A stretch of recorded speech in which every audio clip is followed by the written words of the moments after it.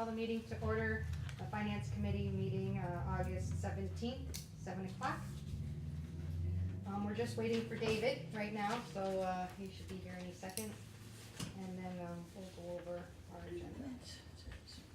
Do you mind if we use this time to go over what the, what the next important dates are? Sure. Sure. Of course, it would also help if David was here for that, because he's the calendar man, but Okay. So we have the special town meeting on the 29th at 7. Right? Yes. Yep. Anything before that? The public forum is on the 23rd at 7. Okay. The 23rd Wednesday at Hopkins also? Mm-hmm. At 7? Yes. Okay.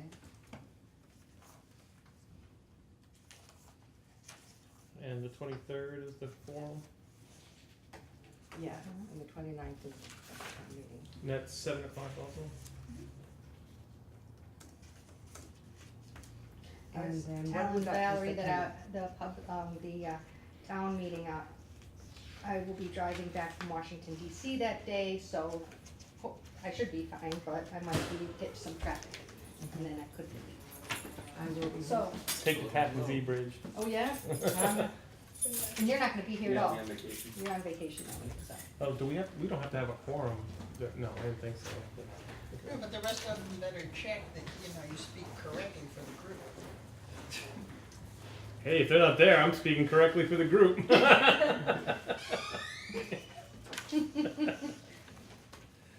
And then what about September? Oh, you're putting the cart before the horse now. Man, I have to. Well, now we definitely need David. Well, we were talking about when we were meeting, and we were meeting the 7th and the 21st are FinCom the meeting. first and the third Wednesday. The first and the third Wednesday. so that would Thursday. Thursday, sorry, Okay, Thursday. So that's the 7th and the 21st. be- Okay, so we do have something on the 7th. Yes. I will not be there, and I will not be able to be present via Facebook because I will be teaching. Okay. That could be interesting. Yeah, oh yeah, showing all my students while they're massaging. And then the 21st, Right, and 21st. So it's always the first and third Thursday of the month. right, okay, so, And then we'll have a tri-board meeting at some point, but I'm not sure, it'll be a Wednesday. so I had it at 14. I had, on the 14th, I thought that we had talked about a meeting in September. No? Well, way back, we just mentioned the first and the third Wednesday. Oh, this Thursday. is the Thursday. MMA government thing, that meeting for the financial committee. Yeah, so September 14th, we do have the meeting with Sandy Pooler, Oh, Lynn yeah. Keegan. Oh, so then we have 3 meetings. Okay. Every Thursday. All right. Here comes David, let's let him confirm. And I just need to tell you, I will not be there on October 5th. Okay. And again, I will not be able to be. Say, David? Yeah, we need you. I'll be coming right quick now. We're trying to organize our schedules, and so we're in September now, and we normally would meet on the 7th and the 21st, and you have Sandy Pooler on the 14th? Sandy Pooler, Bill Keegan, and Tim McInerney on the 14th. Okay, so then maybe we should eliminate either the 7th or the 21st, because then we'll be meeting every week. Yeah. I'm okay with that. You're okay with that? Which one would you care to eliminate? The 7th or the 21st? Which one can't you be? I can't be there for the 7th. Alright, well Okay. then let's do that then. Perfect. Thank you. Of course, we don't know about Terry, but she's not here.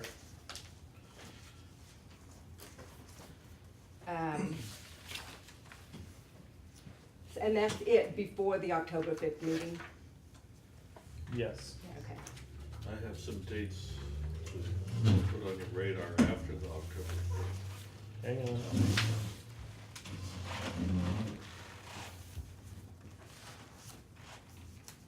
Okay, after? Okay, actually, When is, the October town meeting is what day? that's October 5th at 7 PM over at Hopkins Academy. And we will post both the select board and the finance committee at 6 o'clock that night, starting here. And then we'll David, I will not be there that night. That's Okay. right. September 27th is tentatively the date of the public forum for the October town meeting. October 27th, did you say? September 27th. September 27th. Okay. I just put all the days in. And that's at what time? 7 p.m. Okay. That's a tentative schedule. And the select board is meeting every week in September, 6th, 13th, 20th. They haven't set their schedule yet. That's one of the things they're gonna do next Wednesday. Okay. Okay, so it'd be my assumption there'd be some of those anyway.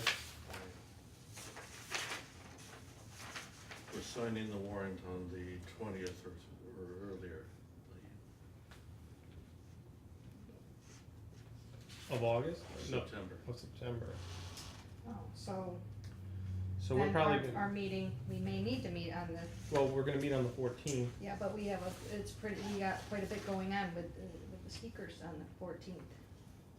Will we, well, I guess we can make time to vote, but, we'll have to do it on the 14th. Well, if you wanna do it before the 20th, yeah, cause our meeting's on the 21st, and presumably there'll be Mm-hmm. some of those Wednesdays, there'll be, maybe some of those Wednesdays we can make it a tri-board, and then, Town county meeting. and, yeah, if you have to sign, yeah. So November 14th is a special election for both the August and the October town meetings.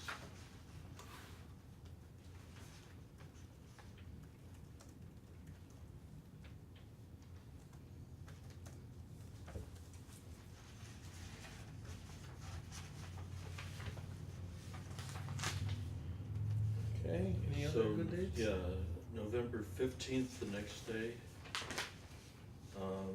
Is that crying your beer day? Sorry.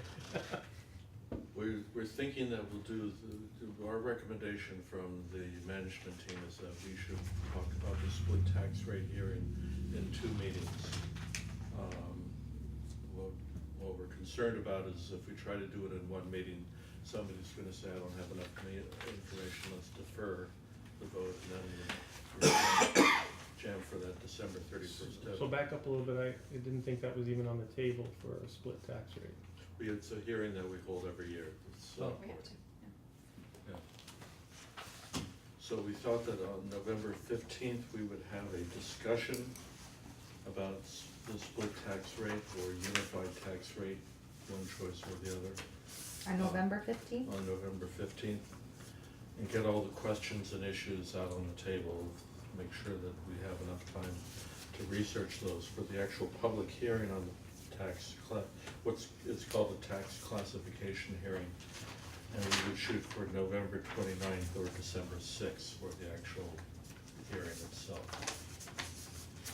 So, with the expectation that the select board would be making a decision at the hearing.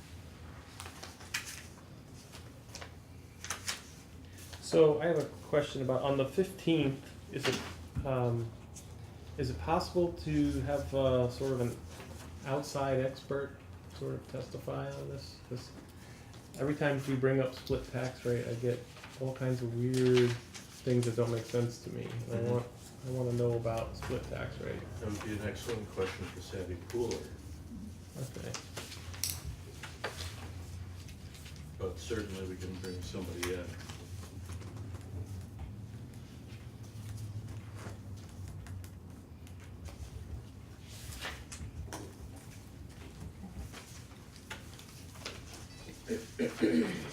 Okay. Any other goodies before Christmas? Christmas itself, When do the tax bills go out? It's like right Uh, before Latest Christmas. day is the 31st. you know, the day after is preferable. It gives people a chance to come in and pay their taxes and get the credit for their IRS taxes. You mean the day after Christmas? Yeah, the day after Christmas. Send them out in the mail, and that way people have enough time to pay and claim the credit. Okay. All right. Okay, you wanna, okay, is that all? Do you got any more, David? It's all Easter eggs I have. Okay, I'm gonna scroll back to August here. All right, well, the first thing we are gonna talk about was the, form of government discussion. And, we'll have to move on to come up with some questions and things like that for our guests. So when we reached out to them, what did you tentatively set as just the agenda for the meeting? Was it primarily form of government or override discussion or? A form of government, because that's what they sit on the MMA form of government committee. They're supposed to be a resource to cities and towns that are exploring the issue of changing their structure and their function. They met with the select board back in November. We have that on tape, and I will certainly link you all in by email to that tape. It would be worth. This on a YouTube It's thing? probably on YouTube, probably on select board meetings on demand. So we'll certainly give you an opportunity to watch that videotape. This is what they told us, and you may remember more about their conversation about that. Every town does it differently, so you're really talking about a special act of legislation that may take some time to get through the legislature in order to ratify the form and shape of the government that you want. Take your time to do it, form a study committee, and what else did they say? That there is a resource, and there are a number of good resources attached to the MMA website about form of government. In particular, a study done at Clark University some years ago that seemed to be right-sized for Hadley. Now, I think I've sent that study out to you, I want to say 4 or 5 months ago. But I certainly can either provide you with a link to that as well, or the study itself. It's easy reading, done by an institute within Clark University that was focused specifically on this question, and gives like a historical perspective on how all these cities and towns went through the process. I remember I was at the meeting and I remember we talked, it was the change of especially town administrator versus town manager, things like that. And I don't know if it's always, it boggles my mind here how things are set up where, and I watched at least, let's say, the fire department. I watched how there's the strong chief and a weak chief, and we have voted in a strong one, so that means he can hire who he wants and not. Whereas then the police have to come in here and have us, the select board, hire. Where I think the school hires their own, but yet some of the other places don't hire their own. You know, it seems like they have to come in here. So it's kind of confusing why some departments can and other departments can't. It's also, you know, most businesses, when I see a business, you have your president, then your VPs, then this level and that level, and it goes down. And a board kind of oversees the president and, oversees the top. But here, I don't really see how, it just seems like you kind of look at, watch everything and get, but you're not in charge of some of it, All the responsibility and none of the authority. But the thing is, you got it easy though, because it's not you're, in some cases, I heard that. in some cases, because, you're not responsible for it, the select board is. I'm gonna have that tattooed on my knuckles.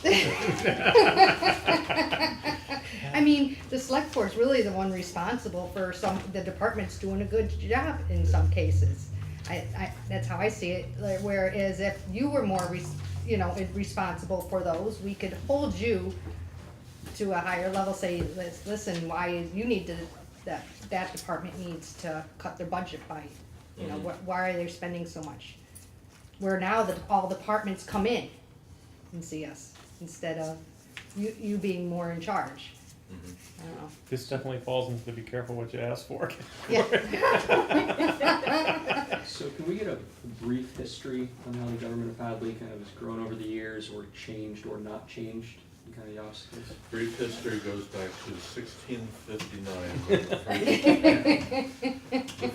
The first European settlers came to the area. They came from Wethersfield, Connecticut, and they came out of the Puritan branch of religion. And this is important because I'm not just gilding the lily here. So the Puritans believed that everybody was equal and that there should be no hierarchy and that the entire community should be involved in their political decisions of all stripes. As the town grew, it became more complicated for everybody to have equal say. So they developed a small board of select men, hence the word select men. That we have today, plus the form of government. It also addresses the issue that you're talking about, where everything is so horizontal in terms of accountability and responsibility. It's out of that tradition of communal involvement in running your own affairs.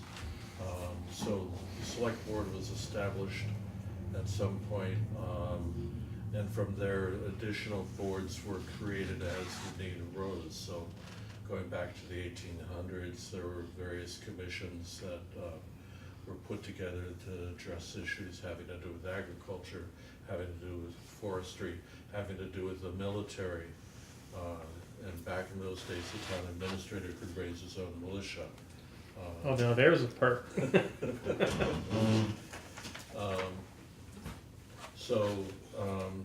Basically you have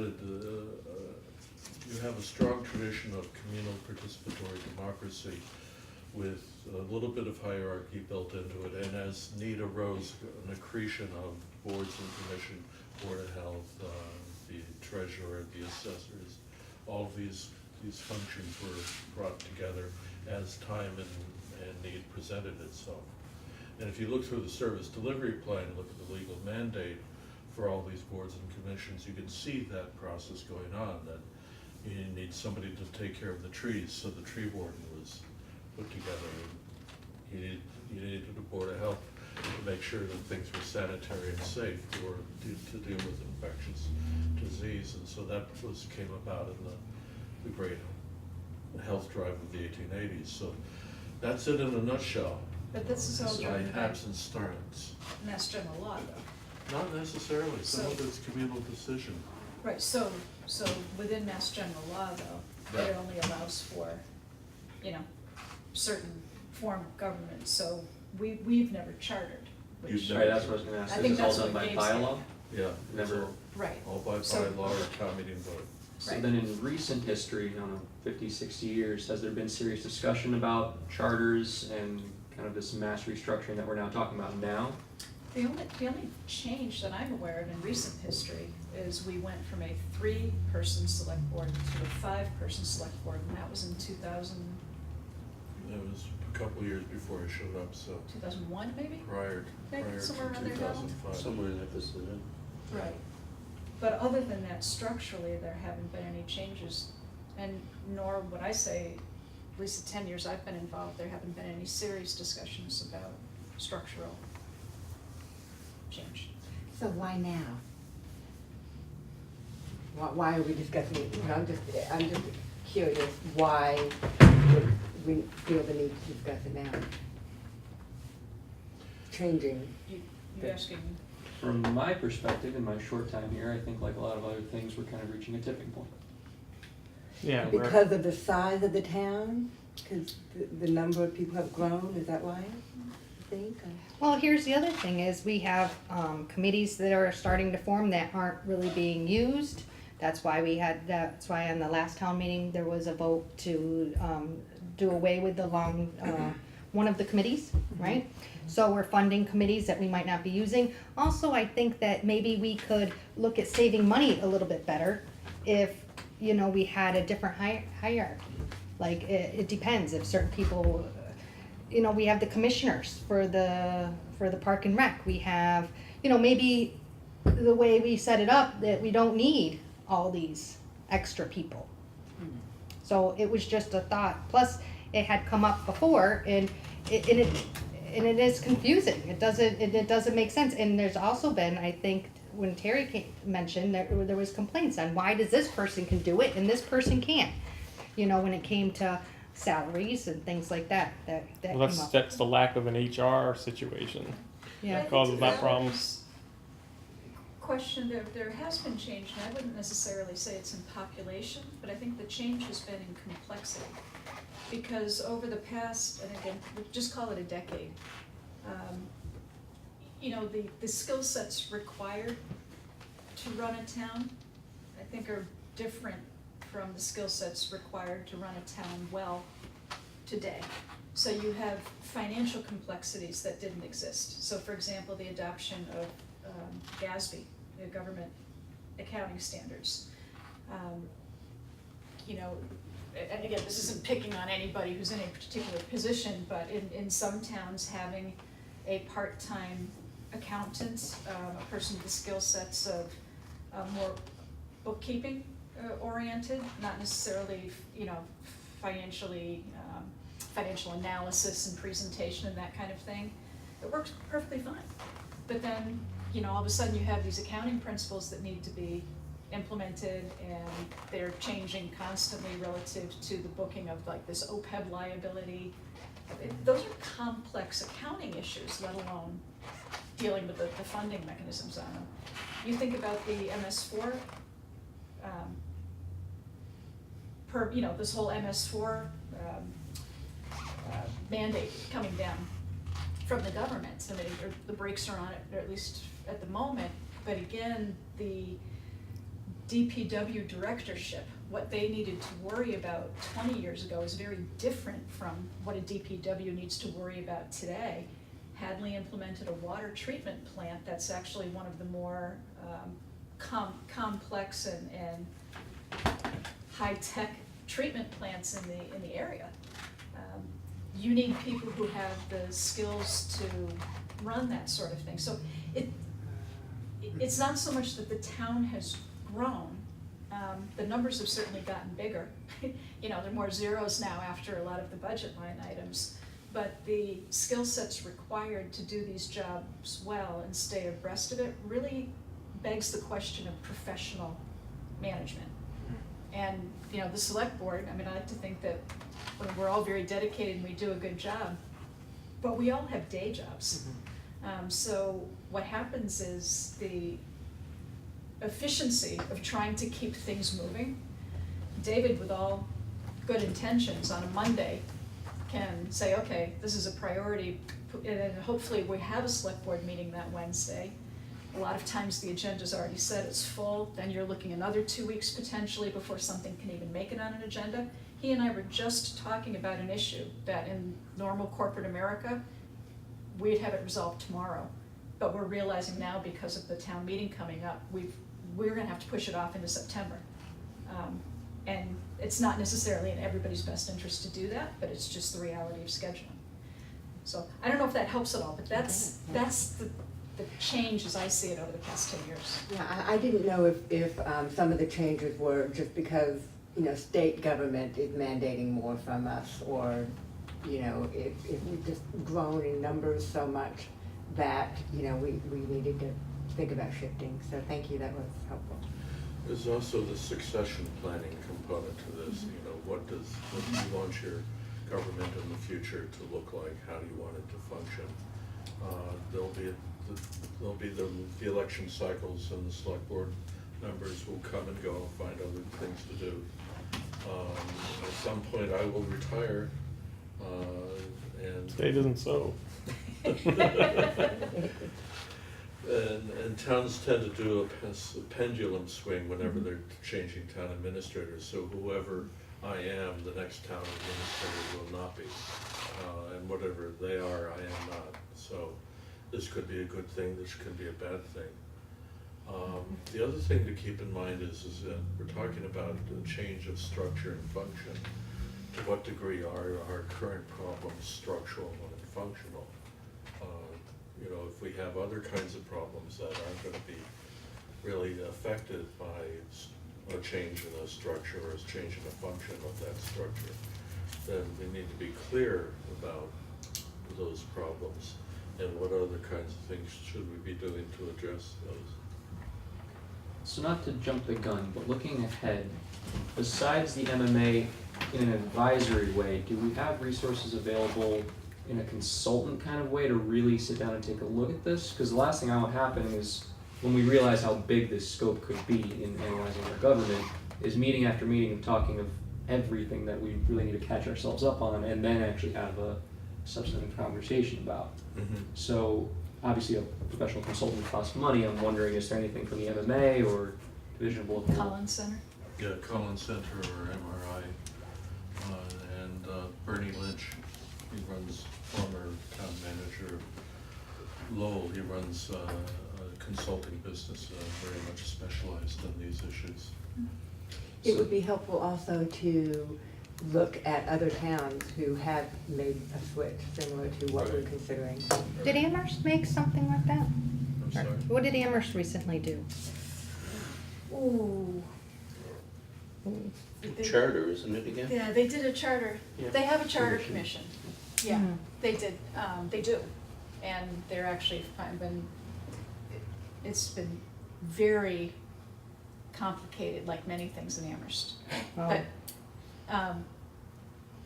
Because I thought they But- just switched over Yeah. to something. But- no, they haven't done it But yet. they currently No. do a select board and the way, no. They have a town manager with the select board, and they have a representative town meeting.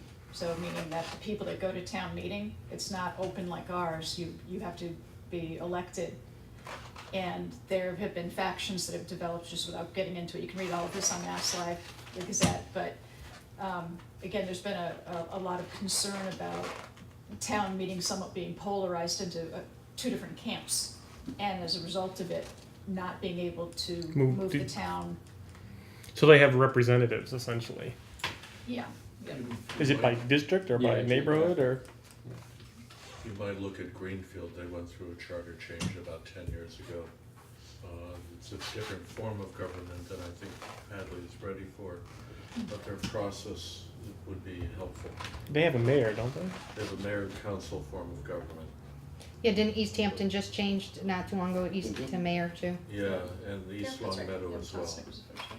So could Oh, you East spend Long Meadow. just a bit of time kind of documenting what we have available? I'm thinking if we need to get someone or something booked in the time frame, better sooner on the books if they have to wait like 6 months or, something like that after we are having these conversations. Okay.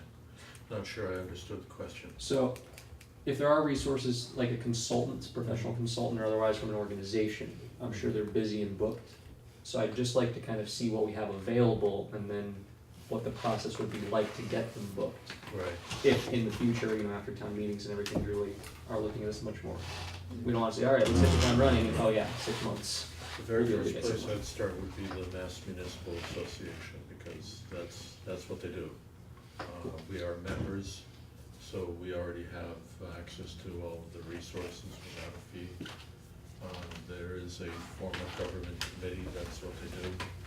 The managers also have the same form of government committee, and I think that they have cross membership.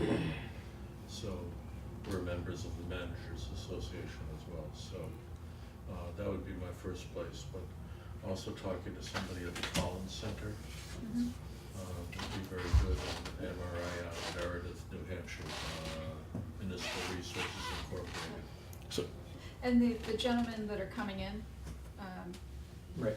are, when they made the presentation to us last November, they're very articulate on this, and if you're looking for questions to ask them, they may have other resources that they can suggest as well. They were very clear, one of their messages was, if you are going to do this, definitely you want to explore your options to figure out what may, identify what your issues are first, and then see if a structural change will address those issues, and don't just change for change's sake. But they also strongly recommended, I think they repeated it like 18 times, do it carefully and slowly. So the most likely scenario for Hadley, which has the most open form of government under Mass General Law right now, no charter, would be to make one simple change, which would be to go from an administrator to either a town manager or a strong town administrator. So it's just a delegation of authority before you start even talking about town meeting or anything like that. That was just their suggestion. It doesn't mean that you couldn't theoretically jump to a city council and a mayor. I think I know what the outcome of that vote would be, but. You don't want to be the mayor? Right, I mean, is that fair? Wasn't that? Yeah, That was a yeah. very clear message from me. Are these things normally done by population size or by dollar amount of budget or? That's one of the reasons why they said, another reason why they said to use this special act of legislation, because there are certain types of towns and cities, and you have to hit a magic threshold of 25,000 population in order to play that game, to get into a Form D or Form A type of city. But with a special act of legislation, you could write whatever it is that you think is appropriate for Hadley and not have to worry about those kinds of thresholds. Well, those are some things to bring So I up. think the homework then, again, is the Clark University study, so for our next meeting, we can review that and come up with actual questions for the 14th. Mhm. And these folks have got a copy of the budget book as well as the service delivery plan, so they've, they have the materials to understand where Hadley is in terms of their finances as well as the structure. What I do find sometimes is when we go to these meetings, especially this tri-board or the select board meetings, there's so much on the agenda. And a lot of it has to do, sometimes, I remember, we have maybe the building inspector waiting for different things, or, things that, their manager should take care of. Not necessarily, because it feels like we're trying to do so much here, and we're meeting so often, and, we don't have sometimes the time, we run out of time at some of these meetings because we have, other appointments waiting. It just feels like that the board is doing so much that maybe they could delegate more, which would not be nice to see. I also think it's an indication that even though Hadley has a small town feel to it, that it really there's a large town challenge out there, and it just takes an enormous amount of time to work through all these issues. Well, because it is, right? I mean, it's a small town in population, but, that Route 9 commercial district services all the towns around here, right? So, There are 20,000 people in town right now. Mhm. They're all demanding services. and, they go home after the stores close typically, And the movies. and the movies. And the bars. And And the restaurants. bars. The liquor But stores. not to be bars, yeah. But that's, that's still an issue. It's not like we're a small town like Hatfield where it's a small town in the day and it's a small town in the night, Mhm. right? We go back and forth. In some ways, we're like the Cape Cod communities or the Berkshire communities where they have 10 people during the wintertime and 13 bazillion people during the summertime. We have to make that change every day, just making sure that there's enough water in the system is a constant challenge. We always have to be setting things up so that, by 5 o'clock in the afternoon, the tanks don't run dry. Well, see, and so that to me speaks to the more towards a split tax rate, because all those people are coming into town using the roads, using the water, shopping at the stores, and so on and so forth. Yeah, but if you want to keep a healthy, vibrant business community, which we have and which saves us all a lot of taxes, you need to be favorable to business. Oh, And- I agree with that to a point, but you think Trader Joe's and Whole Foods are going to move to anywhere? They like it here, right on Route 9 near 91. That's true, but Dan had a good point that the businesses don't use much of the services when you really look at it. And also, not everybody is Whole Foods. There are lots of small businesses on Route 9. And as we have a property in St. Paul, and St. Paul does have a split tax system, and it is onerous on businesses. If you're a great big box store, maybe it's not such a big deal, but for us, it's a big consideration. Have we spoken with the Chambers of Commerce from Amherst and Northampton to get a sense from the business community to have a more robust conversation about this? Because I mean, we can speculate, you know, small business, large business, how people feel, how it would affect them and stuff, but I mean, I'm sure at some point Well, we've spoken to I'm representatives. pretty If for we sure they're want- gonna vote for no Right, increase. It's Still, actually not, Hadley businesses can belong to the Amherst Chamber of Commerce. yeah, it's the Amherst Right. Chamber. There Or are the numerous now businesses, Mhm. so. Yeah. So I'm wondering if we've ever had representatives to speak with about specifically a split tax rate. Well, I used to be president of the Amherst Chamber for 2 years. Oh, yeah. So, the chamber, the role that the chamber plays, the chamber would be more than happy to provide information about the businesses, although typically the chamber gets their information actually from the town hall. So we're more often sending information the other way. But, if we wanted some sort of a forum or something like that to occur, I know that the Amherst Area Chamber would be more than happy to host that type of thing. The previous director had reached out to us a couple of times saying, look, use us as a resource if there's anything that we can do for you. That's not something that we tapped into previously, but certainly that's something that we could do. Like we wanted to do a SurveyMonkey through them or something like that, because they have the database that will list out the businesses by location and the like.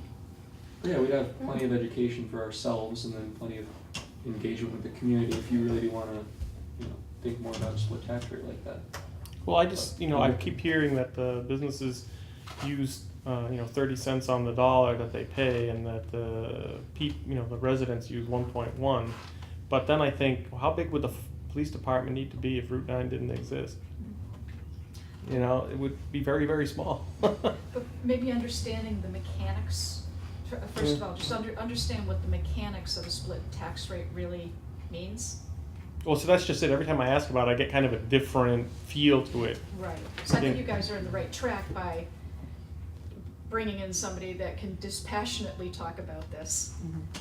But you really want to get your mind wrapped around how the numbers work, and then apply it to your Yeah. Well, that's it. I mean, process. it goes back to what you were saying before.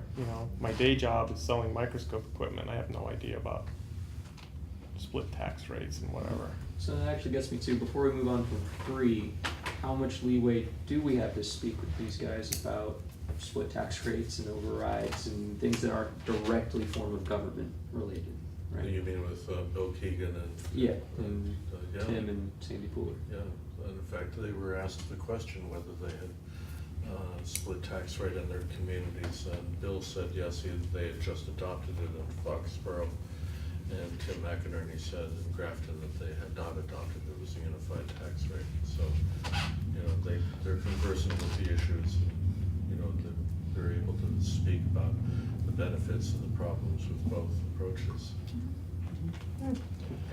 See, I think our biggest problem is people. For our type of government to operate properly, we have to have volunteers, which we're having a very difficult time to do. And we're also having a very difficult time of getting people to run for these elected positions. And so you have disruption. Take your own board. For 2 years, how it was disrupted. Thank goodness we have a committed bunch of people today. And, I appreciate what you're doing. I realize how many meetings you're going to. People we're- don't realize how complicated it is. I'm doing 2 or 3 a week Yeah. right now. So, Anything more on 3 then? I don't have any more questions on that. No, I Did you have any more wisdom, David? You wanted to sprinkle? They'll Sprinkle us with wisdom, David. like a big Parmesan cheese grater. They're gonna reach out to me a week or so in advance and just say, okay, Dave, what's the lay of the land? And they'll ask me some questions, and, Okay. so, I'll tell them what the situation is. Okay. And one thing I would just suggest is, just going back to, it's great to talk about a lot of these things, but ultimately you want to bring it back to, again, is there a problem, and if so, what's the problem that we're trying to solve? Well, I mean, Because what happens is a lot of times, yeah, you fixed the wrong thing. well, or the problem, if you don't get buy-in that there's an issue, then It's going nowhere, yeah. you're I mean, dead one of the, water, no matter what. So, I mean, I think amongst yourselves, to the extent you're wanting to have these conversations, you know, really being, you know, articulate with each other on what is it we're trying to resolve here. I mean, we heard threads of it tonight, but I think the more honed that messaging can become, then when we start talking split tax rate and if you're talking about governance and those types of issues. one of the problems I think that we have, and this is just, you know, sort of a pile on Donald's comments, is that we don't have a lot of participation, like he said about elected officials and volunteers and so on. We don't have a lot of participation in town meeting and votes. When, you know, when you go to town meeting, there's 117 people there out of a town this size. You're thinking, well, no one really cares, you know, and so you get, you know, special interests come in to get what they want on any given meeting, and then it's a crazy way to run a town because there's no you can't set any priorities, you can't set any plans, because you don't know how the boat's going to get rocked on you when you go to town meeting. But it makes it so exciting. It's the Yeah, best- I feel like. It makes you feel like you're wasting your time. That's it's what it the makes it best day feel of like. the year. Town meeting is the best day of the year. Is it? It is. We need to speak to you more about your Why? days. I'll come by your office with a bottle and we'll make that the best day of the year. So when I look at the problem, to me, what appears to be the biggest problem is that we have certain needs and we don't have the money for it. You know, and so, but that's not an issue of town governance. That's really just an issue of making priorities and sharing with the town. Well, that's you what I know, mean. What it is you want, and do we want to pay for it with taxes? Right, and if everybody came to town meeting, the whole town, I would agree with that. But when you get just a handful of people who only come out when it's their thing that they're worried about, then you get decisions being made that are nuts, that aren't good for the town. Because you've now satisfied some special interest group of a small number of people at the expense of something else that wasn't being talked about or wasn't being talked about loudly enough, and you know, people don't come, right? So now you're got all kinds of crazy things happening, and you know, like, I mean, over the years, deferred maintenance, right? That was, no one ever cared about fixing the building until the building falls down, and then they're like, oh, we should have fixed the building. Well, that shows you right there. I mean, who wants to put money into DPW? That's not fun. It's the And same old something, thing though, right? issues dictate attendance. When we voted on the elementary school, one town meeting was 1,368 people. Lowe's. See, and I'd like to see that every Lowe's. time. Yeah. That was a major issue. It took 6 votes and it was like 50-50 on both sides. Children weren't talking to their parents and vice versa, and there's still effects of it after 20 years. Really? You know, I hate to get into that situation, but it has happened and it's still, people aren't talking to each other for 20 years. It's really interesting because from my viewpoint, I see a town that is just beautifully run, you know, by people who are really committed and hardworking and focused. And is it perfect? No, but, you know, nobody is. And so, you know, I feel a little reluctant to change something that is actually working kind of beautifully. But maybe I'm misinformed. I'm Wait till the It's 2019 possible budget, that- and then we'll see if it's running the way you think it's running. I think there's going to be a catastrophe in Well, I 2019. think you're speaking to your central mission when you pick this up from the select board, which is you're exploring. You know, you may find that there is no pressing need to make major changes, or there may be a different town also runs beautifully with a different kind of structure and organization. So you're exploring things. There's no answer that we already have figured out in our heads. We're looking into all the issues here. I think it's part of our difficulty too, back to Molly's point, that we have trouble defining the problem because we're learning about the issues of how we run ourselves, Mhm. as well as about the mechanics on how to do an override or how to do a split tax rate at the same time. So we don't even know if an option's worth pursuing, because we don't even understand the option. You know, while we're trying to learn about it, then we're trying to get the ball rolling if the ball needs to get rolling. Mhm. So it's, Well, it's like going to a restaurant and realizing the menu's in another language. You're like, oh dear.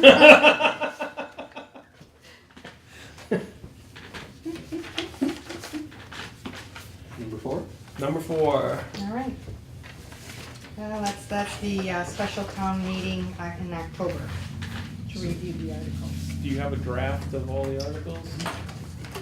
So David, was your thinking taking us through this per usual, just kind of a quick summary of each? And, Yeah. Because we kind of tried to do this a little bit last night, and everybody petered out because it was 9 o'clock. It was 9 o'clock. Donald was raring to go. Plus, there's a lot in here that, you know, is I'm still. not voting for 4 X's, I'm sorry. Well, It's there's, a new beer. Cola, there's a cola here and X's. all right, so, but, yeah, obviously Article 1 is still very much under development. But there are a couple slam dunks in here that I think you may even want to take a vote tonight, get them behind you. Or you want to cut to the slam dunks, as you call them? All right, so Article 1 is the adjustment to the omnibus budget. We're gonna have to hear from the select board as to what the priorities are and what we're willing to fund.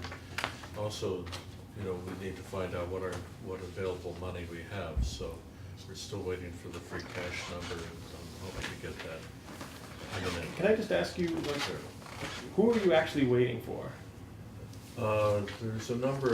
There's a number of departments that had to report to the accountant, and the accountant then has to put all the information together, and then they've got to run it through the Department of Revenue. Massachusetts, right. Yeah, right, so it's a number of places along the way where you can get into a log jam, so we're trying to manage that as best as possible. So are you like August- calling August people every 17th day? August 17th is within the ballpark of what the accountant said he'd be able to do. So That's today. that's today, it's within the ballpark. All right, so we're not gonna really talk about one. Last year, we were doing certified free cash in October. It's not a goal we strive for. Yeah, not a goal, we strive for, so. Should be the thing to. Article 1, you may want to split this into 2 articles, depending upon how you want to handle the contingency appropriation, which we talked about last night, so we won't get into the complexities. Article 2 is placed there by the assessors. And they said 60,000 is the amount that they would recommend. This is something we can defer until the annual town meeting. I think this is their way of being concerned about 2 processes, one of which is the reduced valuation on some of the big box stores because of the changes in the economy, particularly with the use of online shopping and how that's affecting brick and mortar stores. And the other is if we do go through it, it's with a split tax rate. They're telling us that we would have to do a bunch of appraisals. So, And on the assessors, when they figure out what the value of the store, of these box stores, is there a special formula they get from the state? yes, It's not one that the town just made up. no, we have to do it according to the state rules. All right. Article 3, this is a slam dunk. This is a housekeeping article. This is where we take old articles where there's a small surplus, in some cases a large surplus, and we transfer that back to the funding source from whence they came. So for example, the fire vehicle upgrades, we have $430.72 left. They're not gonna use it, that's gonna stay in that article forever. We can return it back to the funding source, which in this case would be capital stabilization. So this is a cleanup article, taking unproductive money and putting it back to be used for other purposes. So you have some here that are crossed out. What happened to those? Yeah, so they're coming back to me and saying, no, actually, I've changed my mind, I really do need this money, I'm gonna be spending it, so if they're using the money, that's what it was there for, if they're not gonna use the money, then let's return it back. So it's to just them. like in the case of this water tank valve, they just hadn't gotten around to doing it. They hadn't gotten around to doing it, so this is a good way to sometimes urge the departments along, is like, okay, you're sitting on $40,000. Yeah, I'm like, I'm looking there.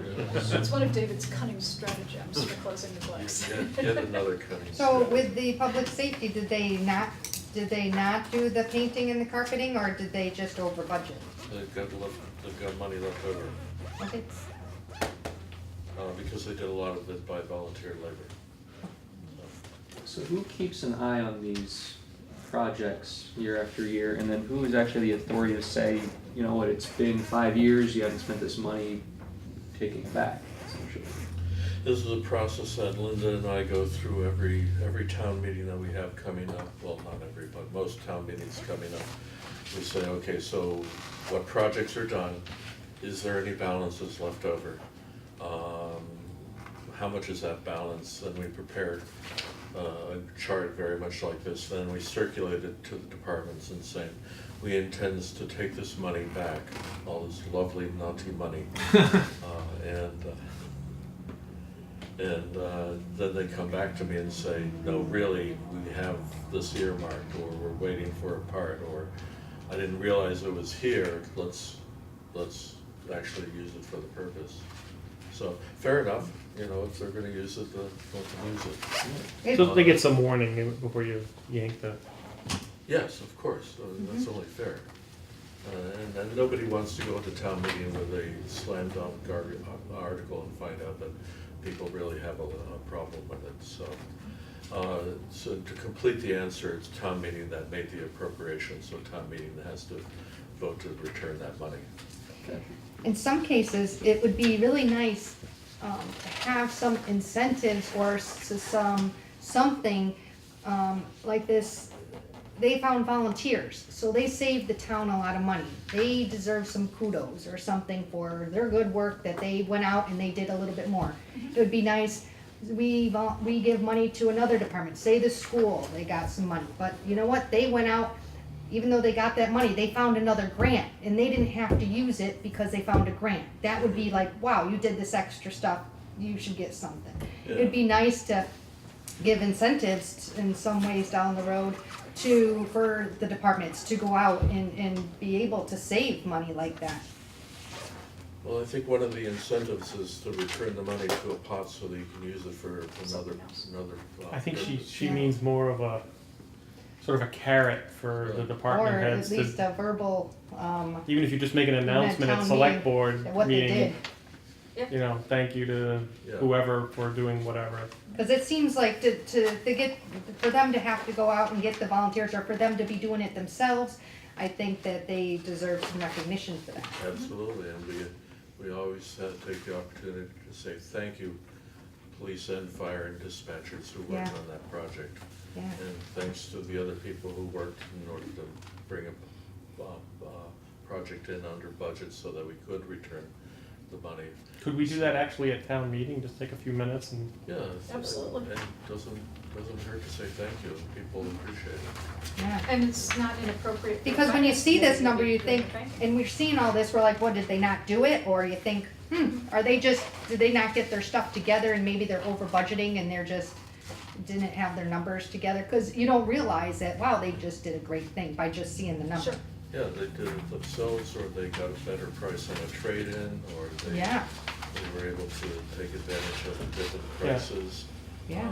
if they went a little bit further to help out, we should Yeah. definitely recognize them at town meeting, even if it's just to say thank you. And the I other think if side- you look at the annual town report, you'll see every department thanks the people for all the extra work they do. I know, but So, you know, and it's not like making, yes, that's nice, Yeah. but it's not like standing up at town meeting saying, you know, thanks to the firemen and the police who took their own time to help renovate the place, you know? But wait, there's more. Wait, there's Let's keep more. going. Who else do we got? If you change, if you flip the page, you'll find that there are two Oh, that's a nice one. adjustments for borrowing appropriations, so this is not money back into a coffer, this is a lowering of a debt authorization, so that it frees up debt capacity for other purposes, and also takes, on the amount that was not needed for the borrowing, it takes it off our books, so we don't have to report it to SEC and all these other, agencies that require us to, it just clutters up the books. So, small savings, about $650 in the police cruisers. The Route 9 water line replacement project, the one that happened last summer, that's a substantial savings. We saved $200,000 by doing a lot of that work, both in-house as well as partnering with the Massachusetts Department of Transportation. So, that's a real win for a small town. How recent is that information? Has it already been calculated into our debt service schedule, Yep. talking about all of our capital? Cool. Yeah. I mean, so I make a recommendation that you approve this. I'm okay with it. I'll make a motion. Yeah, I make a motion to approve this. Second? All in favor? Aye. Opposed? Oh. Great. Thank you. Recommend technically. Okay. You wanna move on to 4? Number 4 is a revolving fund. Apparently this is a change in the rules about how the Department of Revenue wants us to handle revolving funds. This is still under development, and study. The old rules are that, revolving funds had to be voted at every annual town meeting. Now the Department of Revenue wants us to have a bylaw that handles revolving funds. So we won't see that standard article coming up year after year. And so this makes it into a bylaw? This makes it into a bylaw, so But you're not ready to go on this one? I would like a little bit more time to study this one and make sure that I understand its ins and outs. And 5, capital stabilization. Oh, well, we don't have free cash done yet, so we don't know Right. what we're doing there. So we do a two-step. I'm not entirely sure that this is the best way to do it, but we take free cash, we put it into stabilization fund. The nice thing about the stabilization fund, and this is called capital stabilization, special purpose stabilization, this is not the $2 million stabilization fund, is that it takes a 2/3 majority vote to take that money out, whereas free cash is a simple majority. So if you want to dedicate money to a particular purpose, you have protected it from special interests just that much more by putting it into a special stabilization. And how much is in there right now? In Oh, capital? gosh, I have that written down on a piece of paper. I think that there's about $7,000 in there right now. Oh, okay, so It's it's not not, much. yeah, it's, Yeah. alright. If you said 7 million, then I'd be more interested, but, Well, there's 7,000 right now, but the Article 4 or 3 put a bunch of else back in there, so another $3,000 or $4,000. So you might be up to 10 at that. right, but point. it's not a significant enough amount of money to, it's not like you're gonna say, oh, well, we'll build a senior center with that, you know, right, so. Is that that's where the meal tax goes, right? If you have enough meals tax left over in your certified free cash. Oh. It's earmarked by a vote of the board, but last year we weren't able to. No, and if your free cash comes in at 500,000, which is what I've been saying for 8 months now, you're not gonna be able to match Yeah, that number. The number is $315,000 for the meals tax. and we have a new restaurant opening up in town, right? Yes, The you do. New veggie, we have to all become vegetarians and go Vegan and go. vegan restaurant called The Pulse. I'm gonna give it a try. Very excited about that. All right, so this is your main capital article. You'll notice that the capital committee will be meeting on Monday to go over this. You'll notice that the Hopkins Academy locker room upgrade for 400,000 is crossed out. They've asked for that to be deferred until the annual town meeting. They're not ready to go forward with that project yet. So wait a second, For you that just told me project. that there's 7,000 in capital stabilization, yet we're asking for a whole lot of money here. Yeah, we're gonna have to make sure that we can do this. So, Cause you got, 1945, 710, 47, 90. I don't know what that total is, but that's an awful lot of spending at a capital stabilization if you tell me there's $7,000 in there.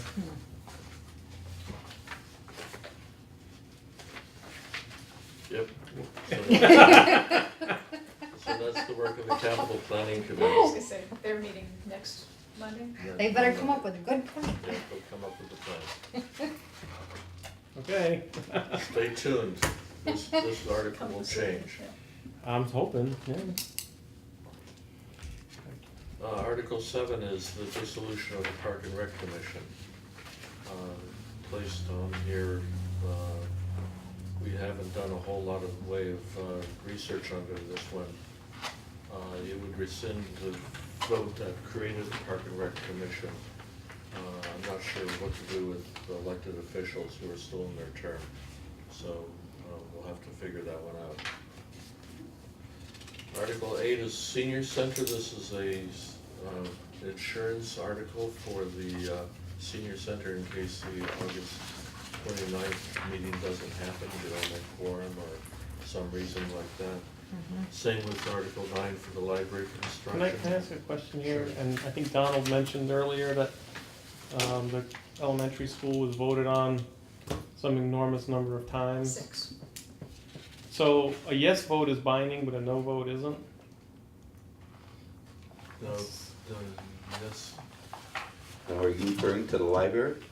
Or What are any, you any, talking Center. about? well, anything, Let's start with the Anything. senior center. anything. It's like, They you can vote just on keep something, if it gets asking. voted down, You just keep asking. you just keep asking until you get the yes? Unless there's a deadline, I believe the library has to have their money by a deadline, Right. right? in They're that case. different No, situations. he's just asking conceptually. Generally, yeah, And like, because you had mentioned that the elementary school came back And to the town safety meeting many complex. times. Yeah. And the same thing happened in Amherst, if you were watching, right, with their school building issue.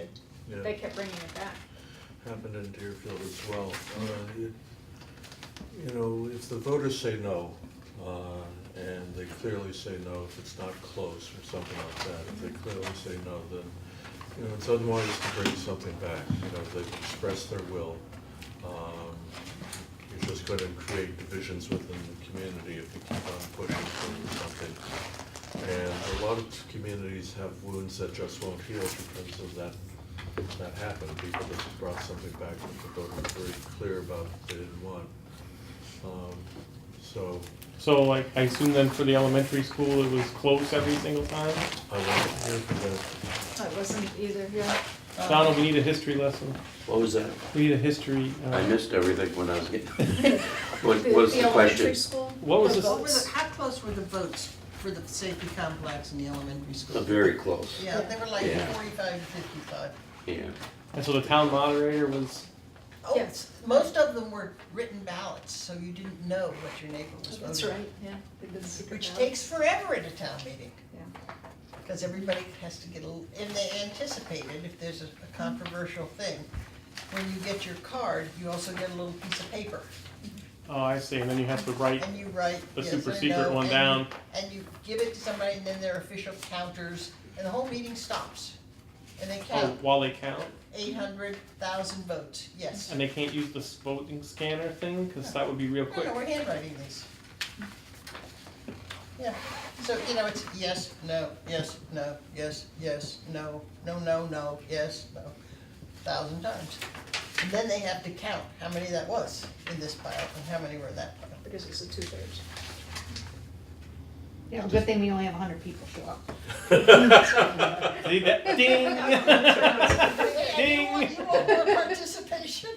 Well, and I think I that, agree with you, we should have more participation. I think that this, I don't know what we can do, I don't know if we should make like Facebook pages or something, and, you know, come and vote. These are the issues on the table this time. I don't think that the Bring a tiny population of the house town to a that's- town. is gonna be That'll make them. verbal is not the younger people who do Facebook. We've definitely stepped up our game in terms of communicating with the public over the past couple of years. And the fact that we're doing public forums, the fact that we're upgrading Hadley Media, the fact that we're doing other ways of reaching out to people, either through the broadcast emails, the website, the newspapers, the signboards, social media. We could do more, but we're definitely committed to getting the word out. I mean, because I've had the experience where, a person or persons were in here upset about something or another, and then when you go and talk to them, and you're like, oh, but there's this, and that you didn't consider. They're like, oh, really? We've all been that person. Yeah, so that's, You know. unless you're interested, and you can't force them. But if you're watching on TV, please come and vote. Get everyone to come and vote. But we have to keep telling them what they're voting for. Right? So, Article 11 is the 810,800 for the fire substation. So the 3 articles having to do with buildings on August 29th warrant are replicated here in the October 5th warrant, just in case. Okay, so 10 is 10. This is where we take the $2.9 million that is dedicated to building a fire substation is specifically tied to the ball field at Hadley Village Hall. Can't spend that money elsewhere. And so Article 10 would free that money up so that you could spend it in another location or that same location. It's just that it's not in the same place.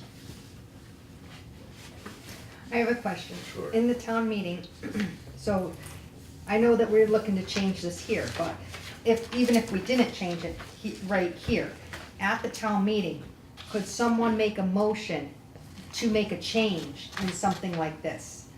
And put it on the floor at the town meeting? So say it was the ball field, right, and that's where it's been, so let's say the last town meeting, and someone says, you know what? I make a motion that we put it this place. Do we have to then take that motion and then vote on it? They can amend a motion if it's in the warrant, but they can't make a new one. Yeah, And so, that's why we get counsel there. right. But say it's we're still talking, because it's in the warrant. It's still about the topic, Right. but you wanna make a big change to that topic. Like a big change, like the place where it's at. Okay, so that would be a determination of the moderator whether the change that's proposed from the floor is within the scope of the article. So the scope of the article is the envelope in which the change has to fit. So for example, I'm just gonna make a crazy example just to say that, to illustrate it. Article 10, we say we want to take the ball field out of the appropriation language so we can spend it either at the ball field or another place, and somebody says, no, I've got a better idea. We're going to spend it on Hopkins Academy, to build a new aqua center for the high school.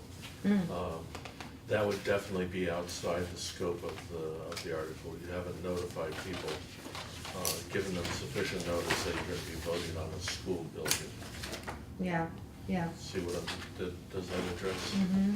But if you say, yeah, we're going to go along with the ball field not being the place where we're going to spend it, but we want to spend it on the back end of the public safety complex.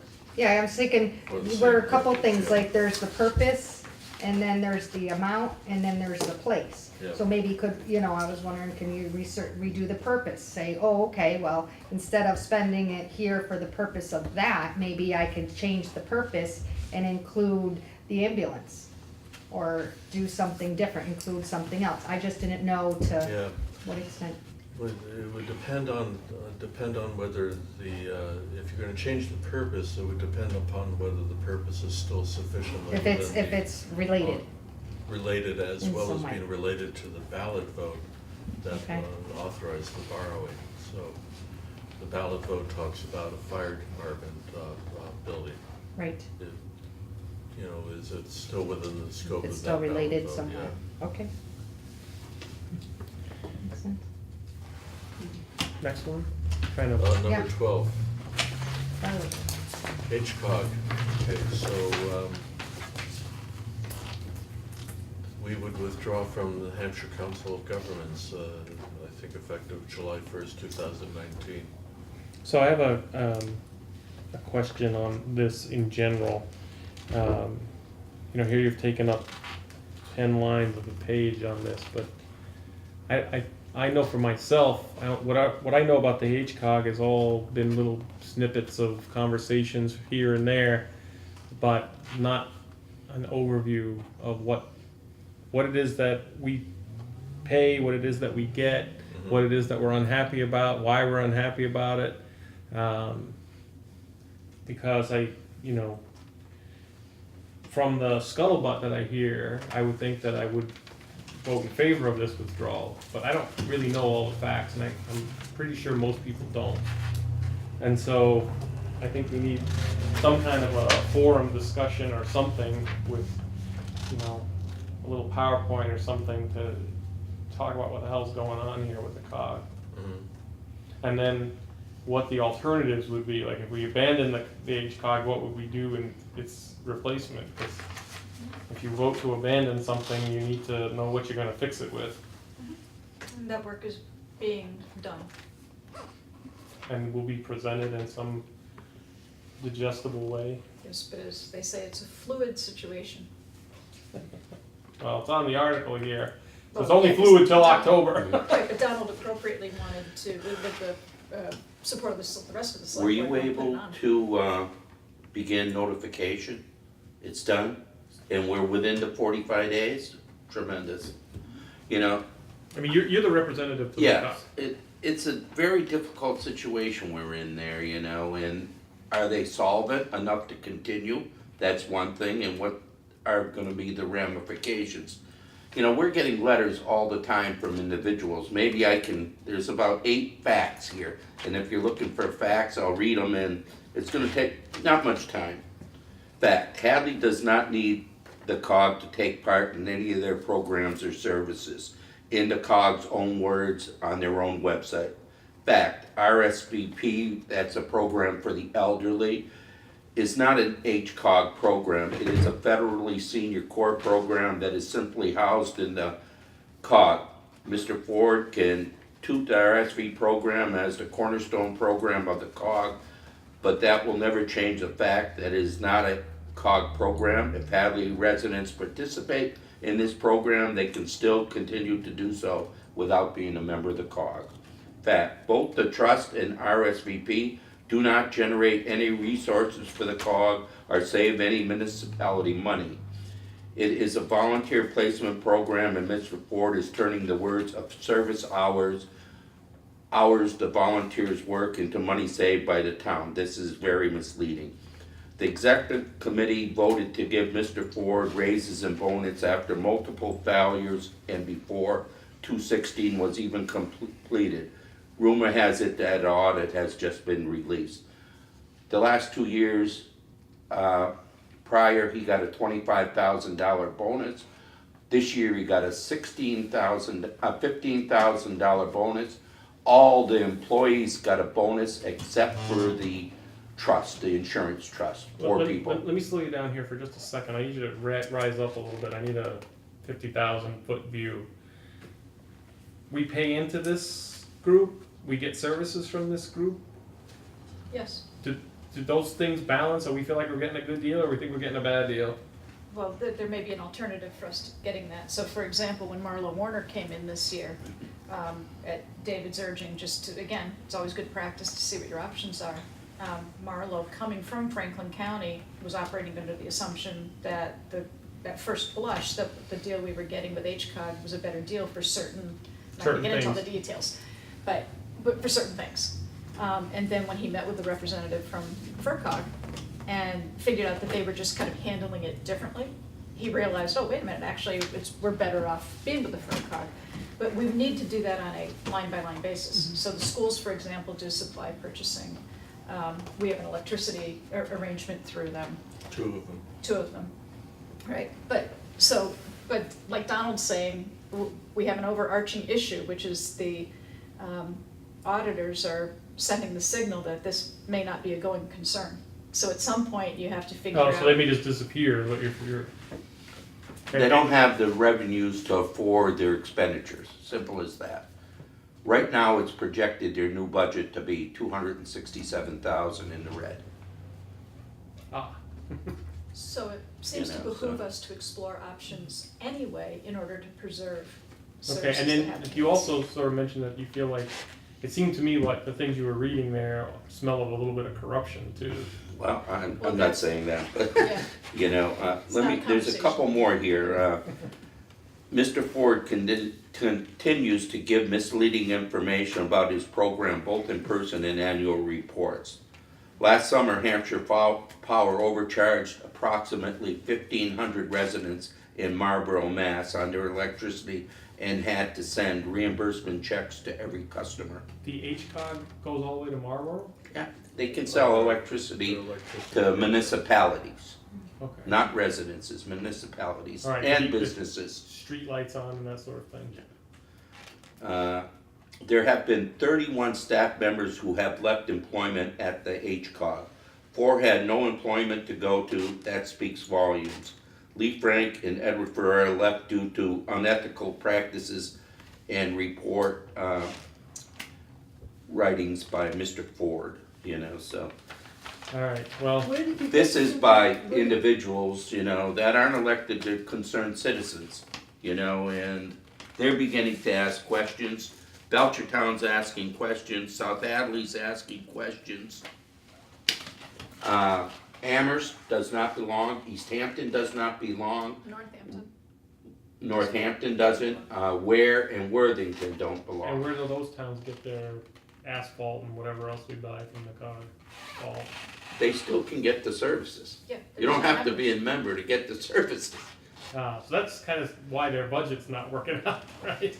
It's one of the reasons. All right, well, thank you, Donald, for. And then they just recently hired a woman to improve their image for, I think it was $46,000. So, Okay, well, thank you, Donald. You want Well, if you don't mind, there must be a flip side as well. There must be something that is beneficial to us.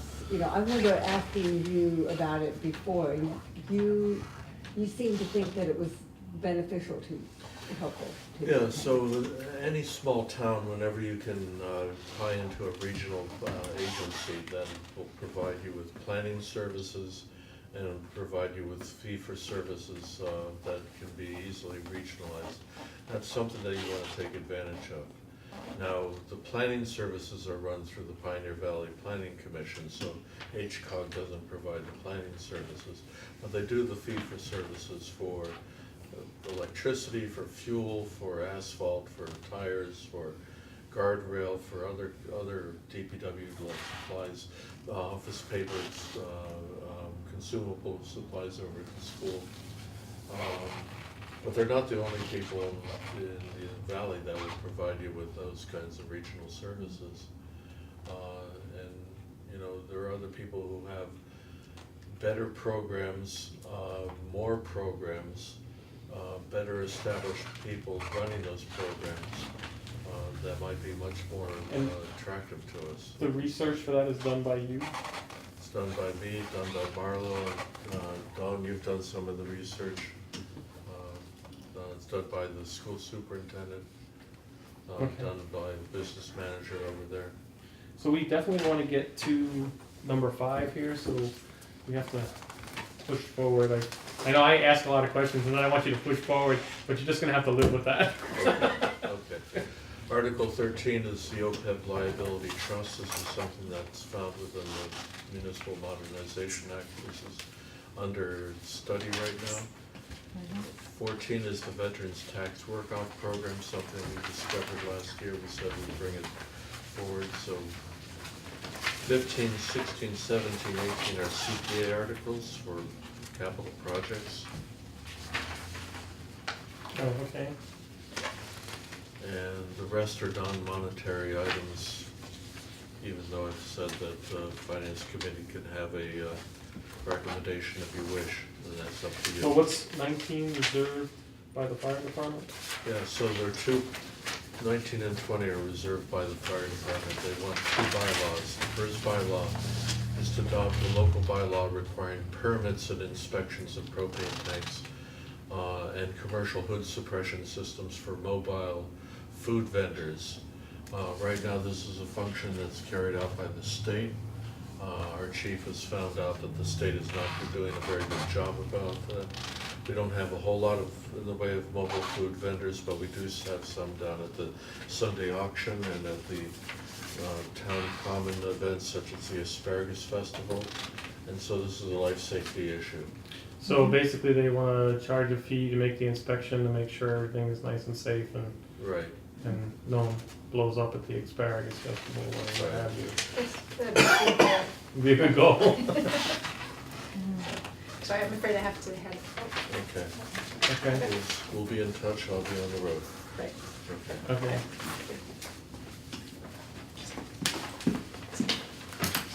All right, so, I just wanna say, I'm glad to see the town hall paint for CPA. oh, I didn't, I am too, 284 I'm astounded by how much it costs.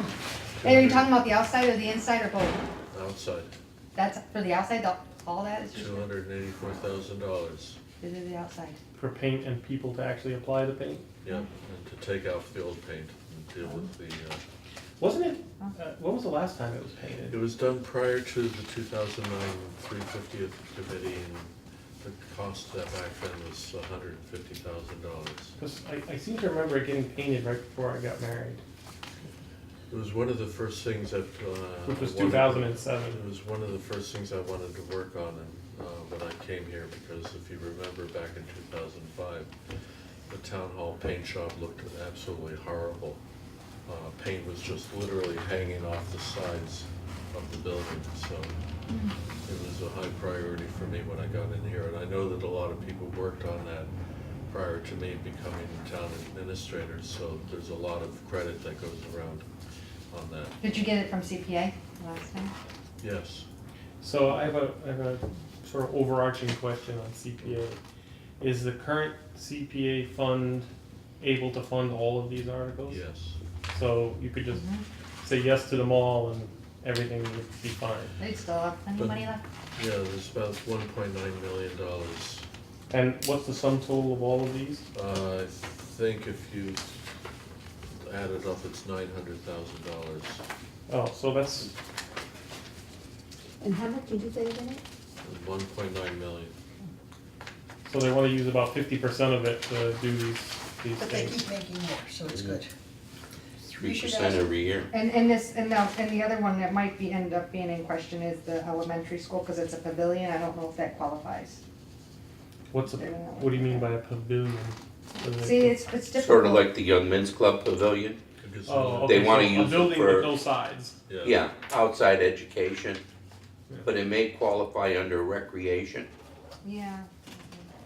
Maybe that's the Oh, so route they're going. So the CPA has certain rules Right, where. and they go to Boston and ask to see if this qualifies or doesn't qualify.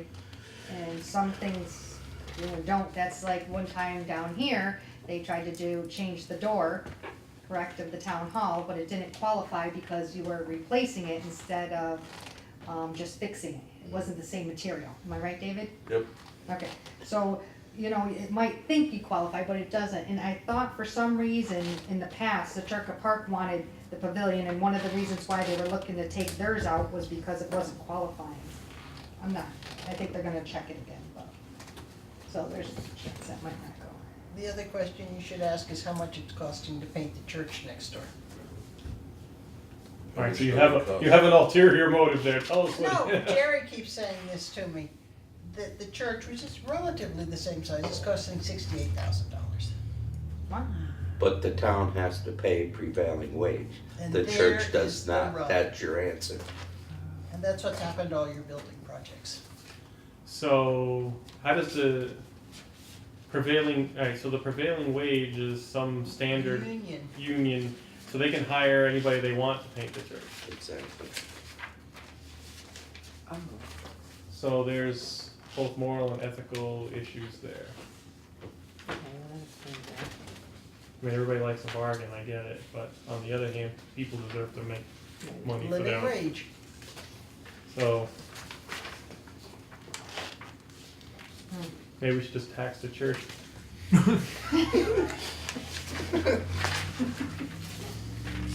I didn't say that. You're on camera, man, you're done. All right, is that all the articles you wanted to discuss? I believe so. Okay. All right, All right, let's see, go down to number 5 next, and we'll talk about the, possible hiring. Put a hold on that. moratorium, yeah. So it seems that the budget is not quite balancing, and it seems to me that with the exception of essential personnel, there should definitely be a freeze on new hiring. Okay. And now so obviously that would be up to the discretion of the select board to decide what is, essential and what's not essential. But, we should start from a place of, we're not gonna hire anyone until someone deems them to be essential for the town's health. Well, just a comment.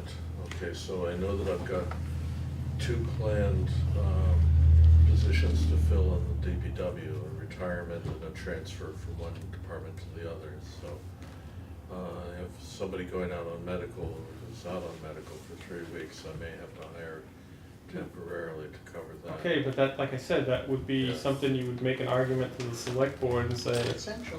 they're essential, I need these people in the DPW, and, Right. I do have a question about DPW. So with the fire department, they need someone, you need to go out on a fire, and right now we have a call force, right? So when you need them, you call them and they come run in and you pay them a stipend. So DPW has, during the winter time, I would think they're much busier because they have to be staffed good for snow and plowing, and things like that. Can we have a call for, some of these people on a call force type of thing, and give them a stipend rather than hire them? You're talking about for fire purposes? or No, I'm for- just saying fire, we did that that was done for the fire department, so could you do that for the DPW too? The DPW already has that. Has call force? Oh, yes, they call in all kinds of people in the winter. Oh, You have a 3-day storm, they just can't survive right, they with the would, amount of personnel, but they hire other people to drive town trucks. so they're, so they're temporary Temporary workers for the, workers. whatever the They're- emergency. we're not I don't paying think, them I don't think we're overtime or discussing anything. that But now, it's we're in their talking about budget I, for them, okay. for Yeah. that money to come out and there's snow and Yeah, ice. I don't think that we're talking Okay. about that here. Well, I was thinking, I see a lot of DPW staff, I don't really know all the jobs that they do, Mhm, yeah. but I didn't know if some of them, we have an extra amount of them, and maybe it's slower for them in the summer and busier for them in the winter. Yeah, I mean, I used to live in Cambridge when I was in school, and the city of Cambridge will, if you want to plow in the wintertime, put your hand up, show that you got some kind of plow. They don't even, here, you're assigned these streets, go plow, and that's how they do it. It's like to try and clear the city when the snow's coming down 1 inch an hour is nearly impossible unless they get like armies of people Mhm. to get out there. And you see all different kinds of trucks, pickup trucks with a plow. Anybody who has a truck and a plow can have at it for a fee. Mm. It's kind of like Uber for plowing. We don't do that here. So the staff that we have for the DPW, that we have, and that's full-time, it's not like they have a slow time during the summer season and maybe a busier time in the winter season, where we don't need, I was just asking. I don't know all the jobs that they do. Okay, so DPW has a force that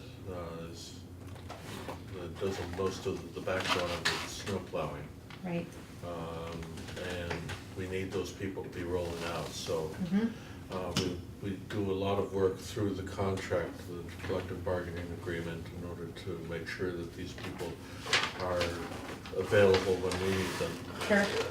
So there are some restrictions on vacation times, that we have temporary workers who can come in as needed, either summer seasonal or winter seasonal workers. Okay, We can bring in people from other divisions within the DPW to do additional snow plowing and mechanical work, because it's always a race against the snowstorm and trucks breaking down, you know? And how fast can you get that fleet back up on its feet before the next snow event occurs? So okay. a lot of work. And so on- during the summer, you know, we have a large staff, what do we do? Okay, so there's a lot of grounds work that's done, there's a lot of infrastructure work that's done, there's a lot of road paving, a lot of other kinds of projects that are accomplished Okay, during the summertime. There is no real slow season for DPW, they are always out there, they're always working hard, and yeah. they work in all conditions. Mhm. Well, I know that there's different times, like when emergencies are like a water main break or something Right, like right. that, you're gonna have issues and they're gonna need to be pulled in. They're But you- very often your first line of emergency defense when Yeah. something really goes wrong. Windstorm, lightning storm, water main break, snow emergency of one ice storm, you know, they're there. So we're already doing, Wash out. we're already doing all those things, Yeah, it sounds like. So we don't have any, I was looking to see, do we have any, extra? And it seems like we're pretty slim right now, we I don't think, have. I now? have to say that I'm a little worried about how much work they're doing right now, because I think that they're maybe a little overextended. Overextended, okay. Because they've taken on the building maintenance, that's something new and different this year. And people are talking about them taking over cemetery work and park maintenance, which they're Okay. currently not doing. All right. No, but I still, want to go back to this, So we might need to hire, they might become essential then. well, that's just it, and I think that with the recommendation, well, we lost the number, but, the recommendation that I'd like to make is that we have as a general rule, going forward until we can solve some of these budget issues, that, we have a hiring moratorium unless the select board decides that, it's an essential service, and then they absolutely have to hire that position. My concern with this has been that we've already pared down the budget departments so much, and a lot of them are stretched as it is, DPW just being another example. If when we actually look at who's considered essential, if that number is 90%, then we're just introducing an operational inefficiency to how we hire and provide our services by requiring that every time you need a hire, they come in justify the case of the select board or whoever, which presumably they're already kind of doing anyway if the select board oversees the hiring process. So I'm wondering what kind of teeth you're thinking that we're introducing with moratorium Well, like you're this. holding the town accountable for that hire, so that you can't just willy-nilly it through like you used to do. I want there to be discussion about it on the select board. I want people to understand why those people are being hired when we really don't have money to pay people as it is. Right, well, we're hiring someone, right, and we're hiring the four firefighters, and you're Well, saying, who is more essential? Well, that's up to the select board to decide. When it comes to the highway department in the winter, it's usually a bona fide emergency when they're out there plowing. And the bad thing about it, it's all reflective in overtime money. That's why they came back to you to, augment their budget Right. this year in snow and ice. And you have no control over that. You have to clear the roads for fire, ambulance, police, Just citizens who need to go to work. Yeah, and it's reflected, they do most of their work at nights, when everybody else is sleeping, they're cleaning the roads, and it's hours over and above their 40 hours they work.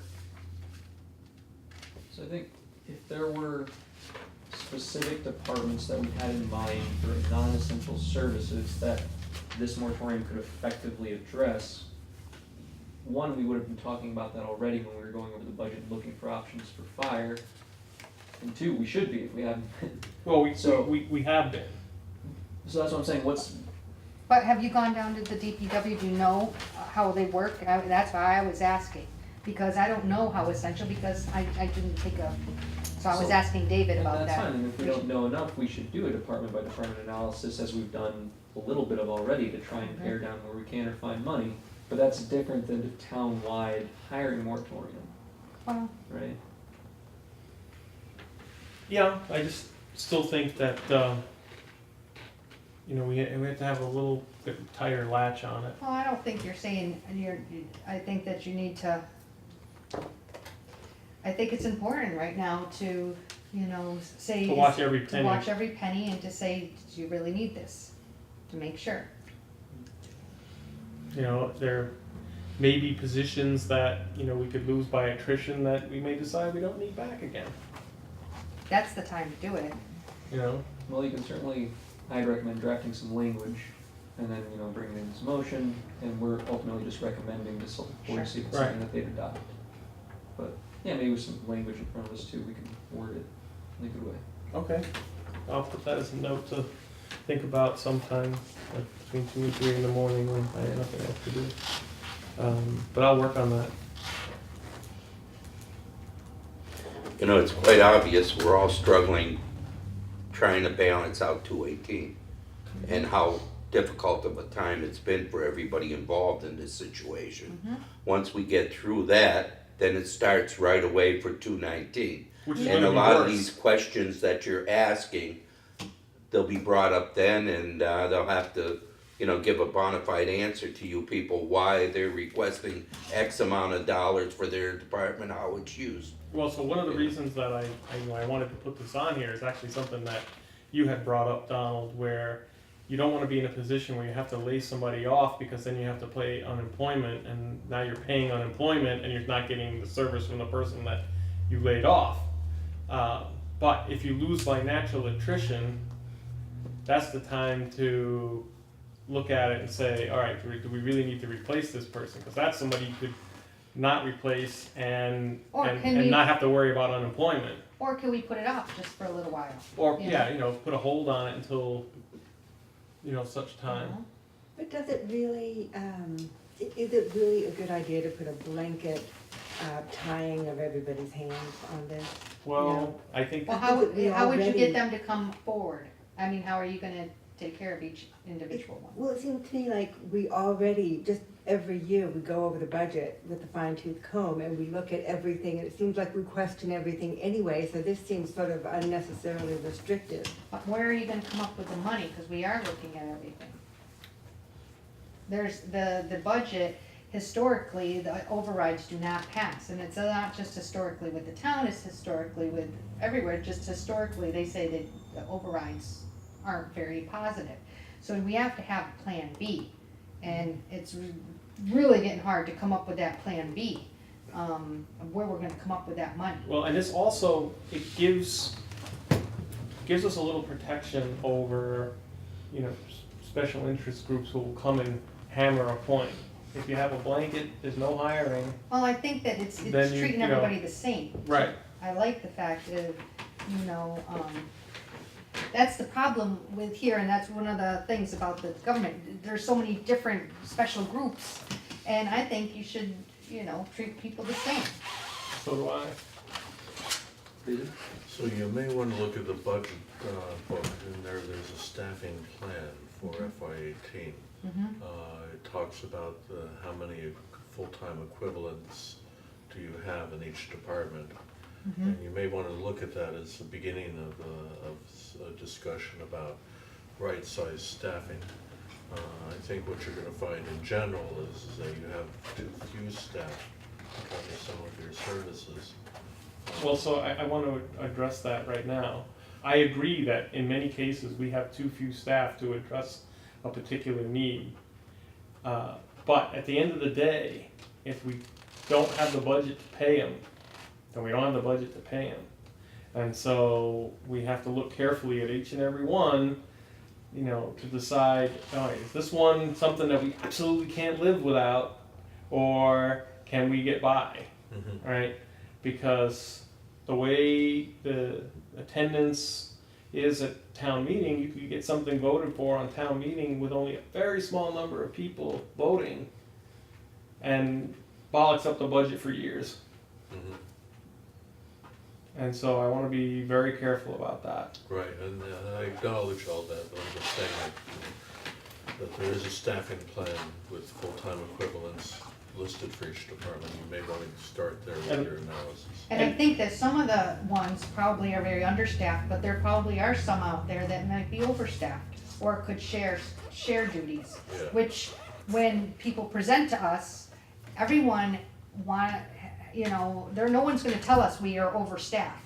No one's gonna tell us that they Yeah. could share duty, that's where we're trying to dig a little deeper, cause no one's telling us they're overstaffed, take away my staff. That's not gonna usually happen, but if you push them a little bit, or say, do you really, how badly do you need it? Look at what happened with the fire department, you're really pushing, how badly do you need this? Do you need this or this? Mhm. You really pushed them pretty hard on, Yes, yeah, do you want a building or do you want people to put yeah, on fire trucks? so, And that's the reason behind it. I want there to be, sort of instead of the baseline being, oh yeah, we can hire this position, I want the baseline being, no, we can't hire this person until a really good argument is made and some deliberation has gone on about it, Mhm. and then the select board can vote on whether or not they are gonna go forward with something like that or not. Okay. In essence, it's our responsibility to analyze the whole situation and bring it forth to the voters. If we need a bona fide override, it's our responsibility to bring it forth to operate this town in an efficient manner. If the townspeople vote no, then B kicks in and you have the aftermath by not having an override and cuts in that.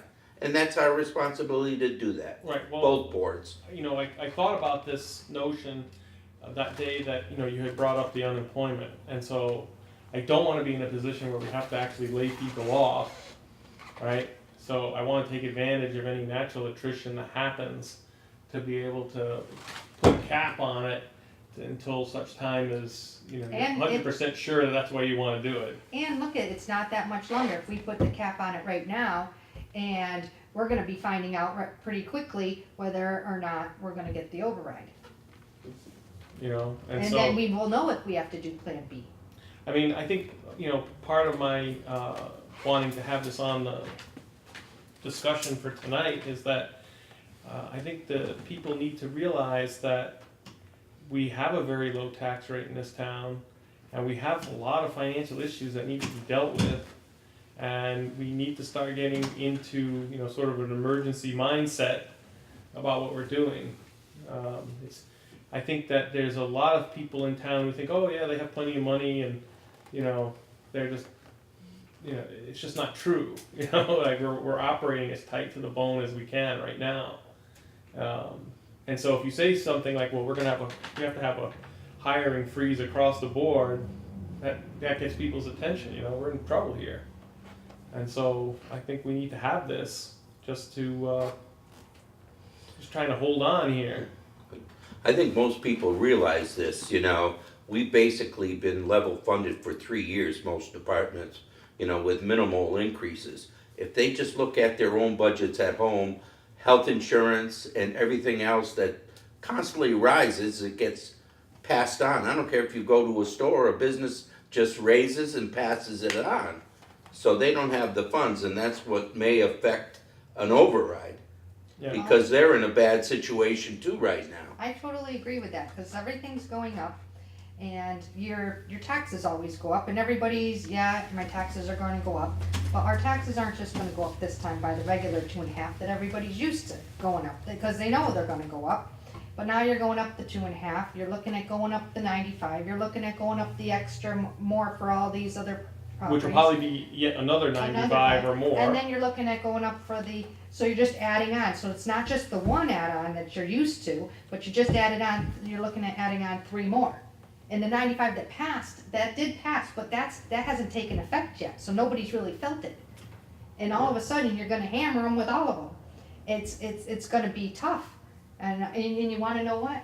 After that, once everybody gets that bill, I bet you get a lot more people at town meeting. You think?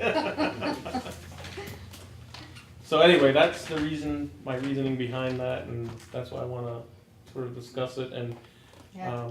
I take your point, and I'll draft some language and see what I can do with that. B? You know, I guess Possible budget reduction. the scary part of 219, no one's really spoken to the school department yet and what their real needs are. When they start informing everybody what their real needs are, it's gonna be catastrophic. Well, especially if the Yeah. Chinese immersion school doubles its enrollment. Yeah. That's gonna be a big problem for us. So in about 30 days, I'm gonna start working on the FY19 budget. All right, we start that early. So, you know, right now, there's not a whole lot of data. There are some trends that we can look at and say, okay, revenues, there's some Easter eggs out there, we might be able to get lucky with a few. There's gonna be more state aid than normal because it's an election year. Expenses, we kinda know what's happening with that, there's a lot of uncertainty with respect to health insurance. The schools have been quiet about what their needs are. You know, but at some point, they'll start communicating with us. We know that we have some challenges coming up, and there's some goals that the finance committee and the select board are gonna be presenting to us. So, you know, there's opportunities, there's challenges. You know, it's beginning to gel a little bit, so. So I know historically the tri-board met infrequently, but how to ask, is the recent lack of participation from the school committee a trend or just something happenstance? Because I don't like, you know, the idea of maybe in a couple months we'll hear about 219 and where they're sitting and how. Then it's an emergency, right? Yeah, I know I came on just as we were kind of getting introduced to that last time, but it did seem like a big chunk of change that Yeah, came in because very suddenly. I think on the tri-board meetings that we participated in recently, one of them had one representative from the school board. So this has happened in other years, where we've had light or very little participation from the school department. We want to encourage the school department to be here because, you know, their budget alone is like 50% of The whole thing. The whole thing. If you throw in the benefits, it's like 70% of the entire budget is school-related one way or the other. So, you know, we're all partners here. We're all working for the same common good, and communication is absolutely essential. You know, I started my discussion about 219 by saying there's not a whole lot of data out there. If somebody has a data point, Get it in now. get it to us as soon as possible so that we can start planning effectively. You know, so we're all one town. You know, I know that the law separates the school from the town hall side, and that there's that bright red legal line called Chapter 71. But really, we're all one town. It's all taxpayer money. That's what unites us.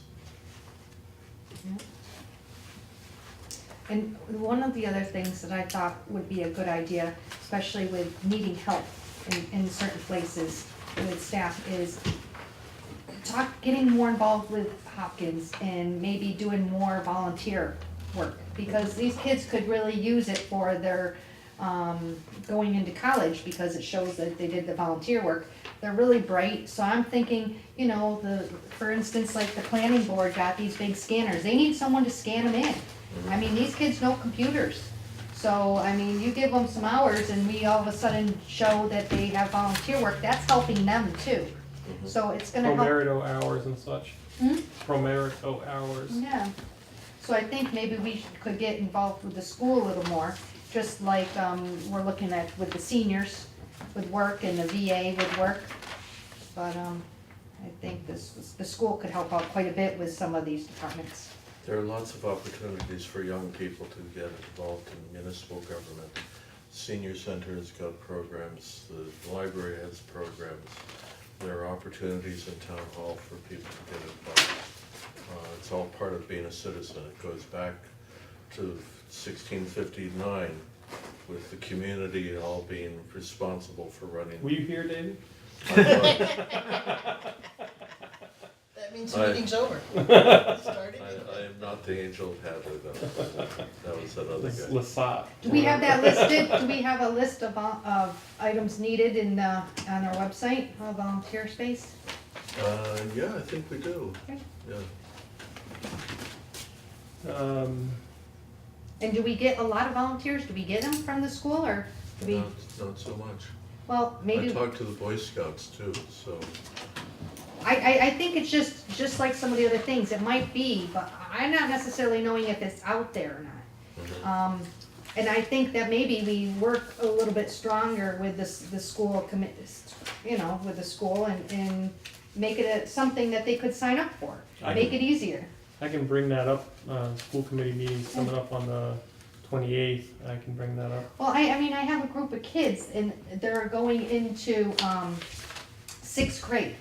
They all wanna volunteer. So they're all looking over at the library. They're all looking to do work. They wanna work, these kids. You got something for them? Absolutely. So, We'll figure it out, send them to us. Let's hear what they can do, we can do it. so I think it's great, but I mean, I don't think sixth graders can do a whole lot. But I'm thinking, I know that it's a big deal for when people are Wait, applying for college. You know what sixth graders could do perfectly well? Keep our website. Some of them, but they can certainly keep the grounds weeded and plant flowers or whatever, make the place look nice. They can do all that sort of thing. Mhm. Well, one of the things one of the features about volunteer form of government is that people with very little experience and at a relatively young age can come in and make decisions that are really important. You all decided to recommend to the select board a hiring moratorium. And you said it as well, as that you're still learning the ropes. It's a great opportunity to volunteer for municipal government. Mhm. There's a lot of work to be done and it's important work and it's done by people who want to do the right thing.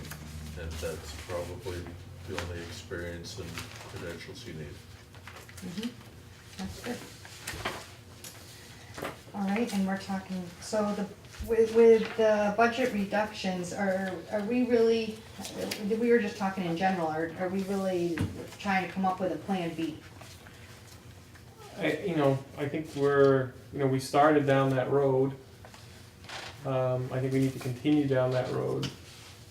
I don't know if we wanna talk about specifics at 10 of 9.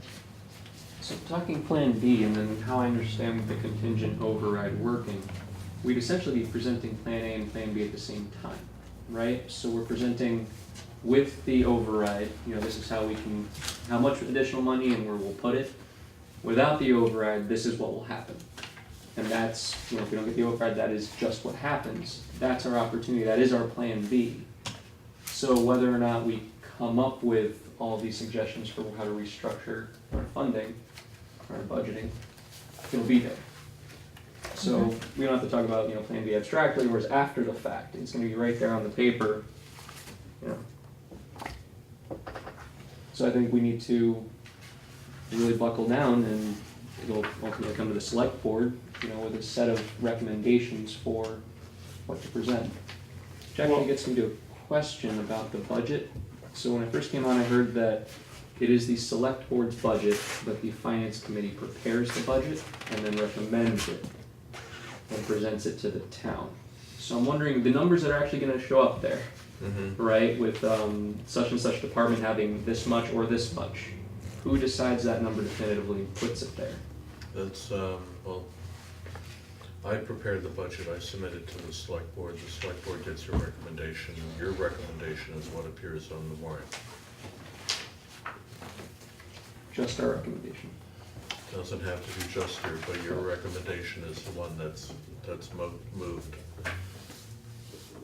You you present the recommended budget, and there's a motion to accept it or not accept it. And you always get accepted. I've never seen a budget not be accepted. So when you prepare the book and we go over it line by line like we've done in the past, we had made changes to that which you have then adjusted. Mhm. So essentially, the budget that you present to the select board is the budget that you've hashed out with us already. Yeah, so I work with the finance committee, I work with the select board. The select board wants to do some sort of public forum this year, which we were not able to do last year. So sometime in December, people tell me what do you want to see for FY19, and I'll make the numbers work as best I can, and I'll come to you and say, here's balanced budget, or I need to make these difficult decisions. Well, and that's why, go back to A, I don't wanna hire anybody knowing that in December I might have to lay them off. Mhm. So say we have Plan B, then we pretty much, my thinking is you have to go down and see what, you have to get your priorities and what's essential and then down to what's not as essential. You got your public safety, then you're going, DPW, schools, admin, and then you got your leisure services, your library, your council on aging, the park and rec. So you try to push them all to say, hey, can everybody do a little and maybe cut 2%? But you're gonna, obviously, there's a lot that they can't cut. Obviously, public safety, fire can't cut considering. And in fact, we need We're to add to. So, it's gonna end up falling and we're gonna be losing services. That's So- what's And gonna it's happen. down I'm wondering- to, Yeah, so that's what I'm wondering about, is still I'm confused mechanically. We, a couple meetings ago, basically concluded that when it comes to non-essential services, we're kind of talking apples and oranges in terms of importance, right? It's not like how do you rank, just for the examples like seniors versus a library, something like that. That's apples and oranges. So I'm wondering, when we're making recommendations, mechanically speaking, if we had a disagreement with the select board on what should be cut, or if we feel very strongly about something, the select board doesn't want to move on it, what gets put in front of voters to vote on? Right, when we're talking non-essential services to cut, if you want to remove a position, to fund another fire person, how does that happen? I'm still confused on that. Well, the best way for it to happen is for the finance board, the finance committee and the select board to get together and hash it out and come to an agreement, because the voters don't want to see squabbling boards on town meeting floor. But it's your recommendation that's presented to the voters to vote on. The select board's recommendation may be on the same page, but it's your recommendation that's moved first. Okay, and then there's a number of things, obviously, like when we're talking the health insurance and Parks and Rec Commission and all these things that we're obligated to pay because of bylaws, so it's not something we can just take out willy-nilly, because But you don't have to fund new positions in them either. So can you fund new positions with part-time, non-qualifying for benefit positions? If they're under the certain amount of hours, whatever the Right. trigger number is. So that kind of thing, if it's an under 19 hours, let's say. 20 hours. 20 hours, 30. so under 20 hours. oh, 20 hours gets the benefit, and less than that. So gets 19 the- hours. is that Hadley's policy? Because I thought ACA was 30 hours, less than 30 hours. That's, Mass General Law is 1,040 hours gets benefits, about 20 hours a week. So, Under GIC, however, it's 18 3/4 hours. Anything above that gets benefits. We're not a GIC community. Amherst is not it either, but Northampton is. And I also feel it's kind of sleazy to say, okay, we're gonna hire 2 or 3 people, keeping them all under the cutoff of hours well, just to avoid the benefits. but what happens if you hire that person under whatever number of hours we're talking about? And then you need to lay them off because of budgetary things. Are you still obligated for unemployment? Yes. Okay. So then you might need to hire temporaries through a different agency. For contractors.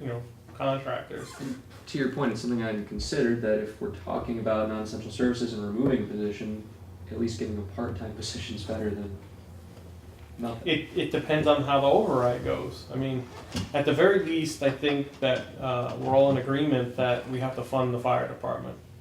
Mm-hmm. I mean, as it is now, it's just simply not safe.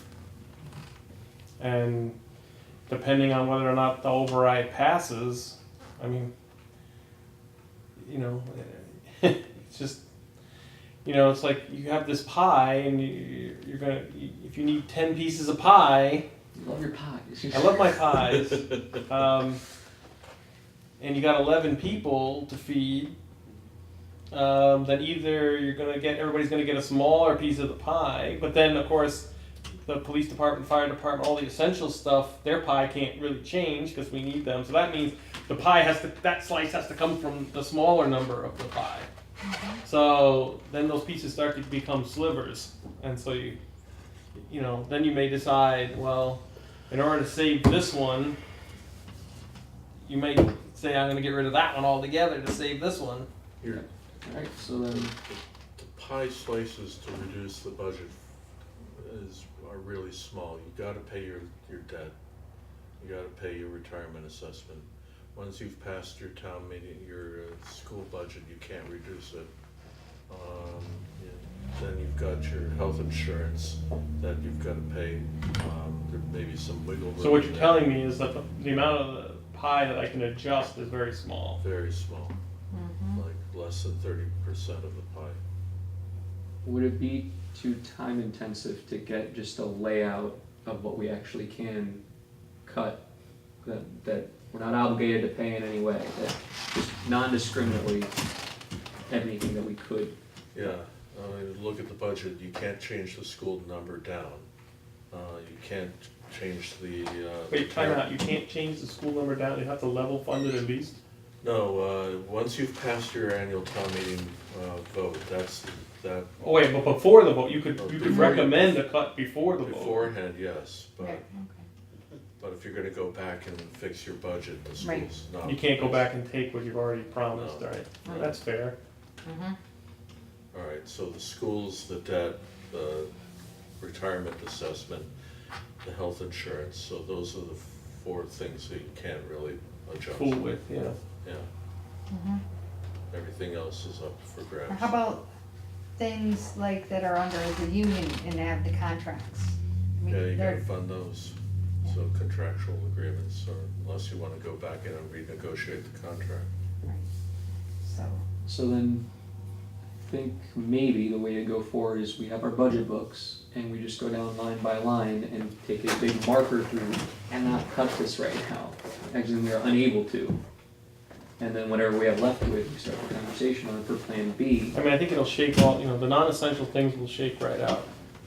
I'm pretty sure. It's gonna be pretty obvious. I'd just like to correct a statement Amy said, that a senior center is not a leisure services, it's health and public safety, it's It's human service. human Human services. services. Right, it's different than So- leisure, because right. there's a real need with many seniors to be protected, if you will. And in my experience, it's not just seniors who benefit from that. It's, there are people who are taking care of their senior, their relatives, who are not themselves seniors, but benefit from what Suzanne does, the program. well, I'm not saying there's not a great benefit there. There's no- But I don't understand why the seniors would be any different than the Park and Rec or the kids. Really, in some Well, cases. the way just my personal opinion is that we have a pretty good school system. We have a very good school system. They're well above par. Mm-hmm. And if you go to the senior center, it is way below par. So it seems like it's time for the seniors to get. Oh, I absolutely agree, but when I'm thinking, I mean, there's certain things that you can't do, and when the library is very important, just like the senior center, and I think the park and, I mean, those are the types. I don't think there's any argument to the They're all merit of important. any of the projects. they're also important. But They're not when we open the town wallet, the butterflies come out and there's no money left. You know, it's like, it's a tough problem, right? So I'm not saying that there's any particular thing that it doesn't have merit. I think they all have merit and they're all nice to do and whatever. Mhm. But if you don't have the money to pay for it, you don't have the money to pay for it. It's not magic. I said that before. It is not magic. And, you know, 218 we're going to get through, especially if David's prediction of 500,000 coming back in free cash is true. I'm holding you to that, David. The other thing is, there might be someone out there that might leave a trust or might leave some money to the town. You never know. Are you making a request that someone make their will and then pass? You know, things like that. So is there any problem when we present the contingent override alongside the Plan B, just the standard budget, and we present that? Obviously, it's gonna be a bit of a nightmare, but when we present it, is a problem in saying these will be cut if we don't get this override? That's what it's gonna be like when they look down, they're like, we're gonna lose 3 positions over here in leisure services, libraries, somewhere. And then unless you pass this override. It feels obviously kind of like a gun to the head of the voters. I'm just wondering if legally there's a problem with doing it that way. Saying that essentially what you're saying is you're gonna lose X unless you give us more money. Seems gray. You know, you just mentioned it, I just started thinking about this, the George Edwards Fund. He was a gentleman that left like $180,000 to Park and Rec. They still have a great deal of that money. If you disband the Park and Rec, where does that money go, David? Yeah, that's a good question, and Yeah, particularly great since question. part of the capital plan depends on funding from George Edwards. So, But, so I know. so the answer is that yes, you can do it. You can show that there would be a reduction in the budget if you don't pass the contingent appropriation. Because when the ballot question goes out, I know you have to be very careful with your language, and I don't think we can't say, you know, question by question, do you approve this much more funding? And then asterisk, if you don't, this gets cut. You can't actually put it on the ballot question. You can't say that on the. That's why it ballot. seems odd that Which- on the town meeting floor, you can essentially be saying that, side by side. Well, but it's the same thing, right? If you say it in town meeting floor, those people have to go vote, they'll know what that really means. Mhm. But only the ones that were at town meeting. Right, there's a Well, disconnect. yeah, well, you can, the scuttlebutt will get around town in a flash. Maybe, but there's still a disconnect between how you can word it on the I can ballot tell, versus the minute what's you say the actually- word Yeah, cut and then so- put insert anything you want, that news seems to travel pretty fast. So, for whatever reason, the Department of Revenue wants the ballot questions in a particular format, and there's no deviation from their standard language, so I don't know why they wanna exercise that kind of control over a ballot question. If the language and the intent is clear, it should work, but they don't go for it that way. Your warrant articles and motions, for the most part, can be written however you want, so long as it's clear what you're trying to do and how much you're appropriating. And certainly the debate and the explanation over a particular item, it's completely open.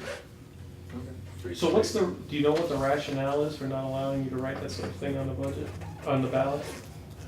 Well, there's a couple of things. First of all, it's an election, so there's certain campaign laws that come into effect about the government endorsing one particular position or another. That's not allowed. I guess it has to do with general bond council issues. I actually don't have a very good explanation as to why the Department of Revenue holds these questions so tightly. So we're pretty past 9 now.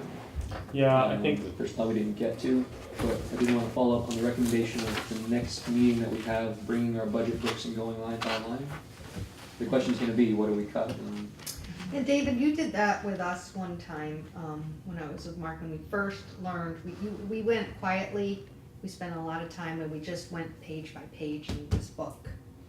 Could we do something like that again? I thought it was pretty helpful. Sure. And you wanna do that for 218, or do you wanna do that for, or for 219? 218. 218. We need money for 5 or 218. We need to first see what we So, absolutely can't cut. I think we need to absolutely know what free cash is available before we do that, because we have to know, I mean, literally the only pot that we have to go into right now is free cash.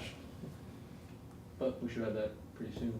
So I think on the agenda for And then next there's week. also some issue with the definition of balanced budget.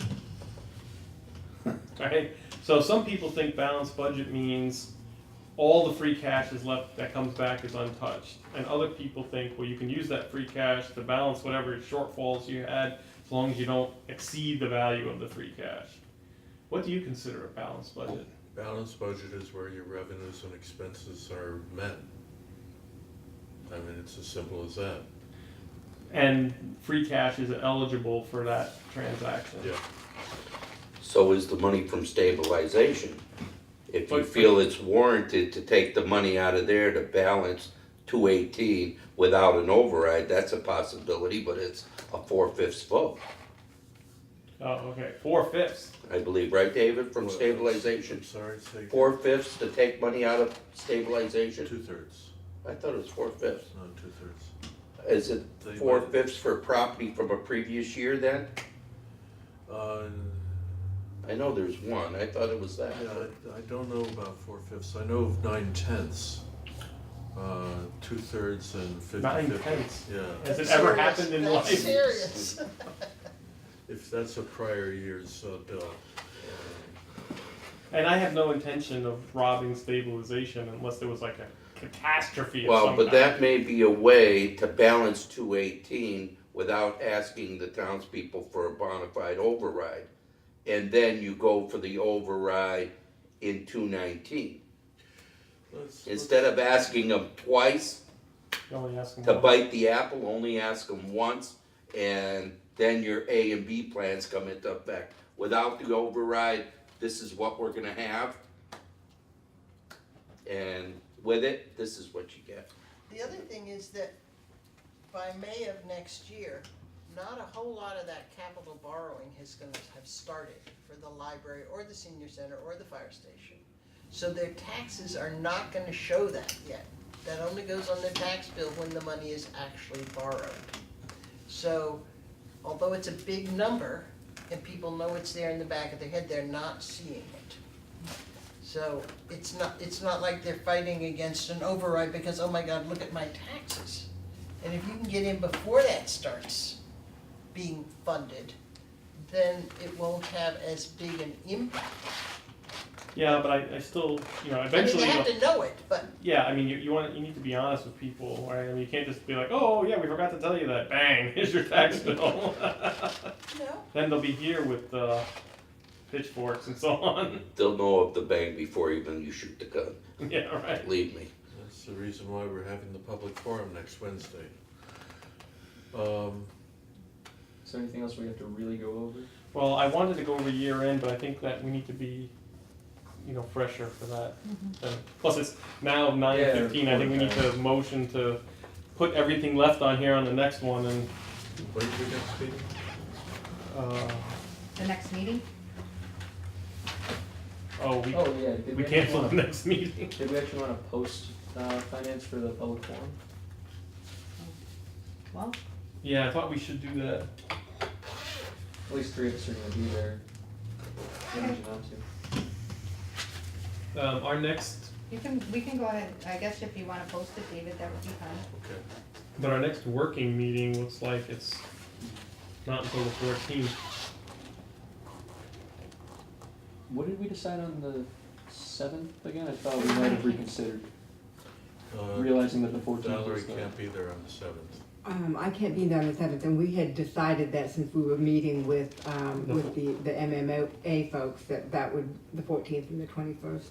But I'm okay with, you know, if you guys feel that you want to do it on the 7th as well, I just won't be able to be there.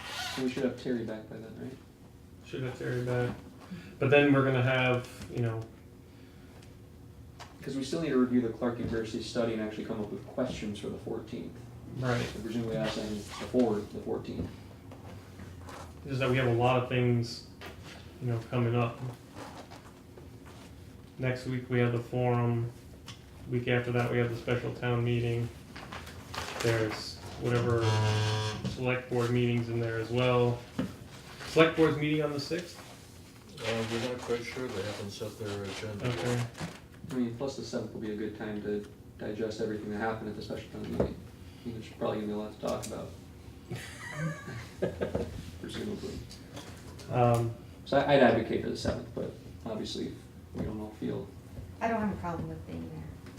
Alright, I can go for it. We can add another one on the 7th if we need it. It's easier to, If you guys wanted to make it on the 6th, I could come. the 6th would probably be a select, Sixth a would good probably be a chance for a select- select board meeting. Yeah, but if we wanted to meet before the select board meeting, no, No, we can't come before that. Because I'm coming from Boston most days. Okay, what about the 6th? Because I leave on the 7th. Well, the 6th wouldn't be a bad idea, because even if the select board doesn't meet, we could make it a tri-board. And Yeah, but then we don't presumably- really get, I mean, No, we don't really get to do our thing at those. They're so, They're so packed all the they're so time. packed with, their agenda is huge all the time. I mean, We I got a think, lot. Like usually. meetings like this meeting that we had today, I think it, especially for the folks on the TV, Mhm. it helps people understand what's, you know, because we get to talk about them without having to have a big to-do about it as well. We don't have other departments coming in and having to, or all the, All the other things that the select board Has have to to do. take care of. yeah, they got a lot. We can just It's talk about the meat and potatoes Yeah. here. Then I'd say, yeah, the 7th, and, but if we are expecting a quorum anyway to be attending a select board meeting, might be wise to make it a tri-board meeting. Because I know you and I usually show up and. Sometimes, yeah. frequently, So if we're already expecting 3 or more. I mean, the only thing that would stop me from coming is, you know, the math pipe. Like, didn't get home in time, which, you know, sometimes happens. So do we wanna say the 7th, and then ask the select board for a tri-board meeting if they are going to have a meeting on the 6th anyway? Yes, they might not. yeah, I agree with that. And if they don't meet on the 6th, we don't meet on the 6th. Yeah, that would be great. Great. Does that work for you, David? Yeah, I know Molly can't be there for the 6th, but we can ask the select board to do it. They've got a lot of work to do. So. We need to get them to get some work done, I think. Motion to adjourn? Motion to adjourn? I second. Thank you all, thanks Yeah, I for all the second. work that you did. All in favor? Aye. Aye, aye, aye.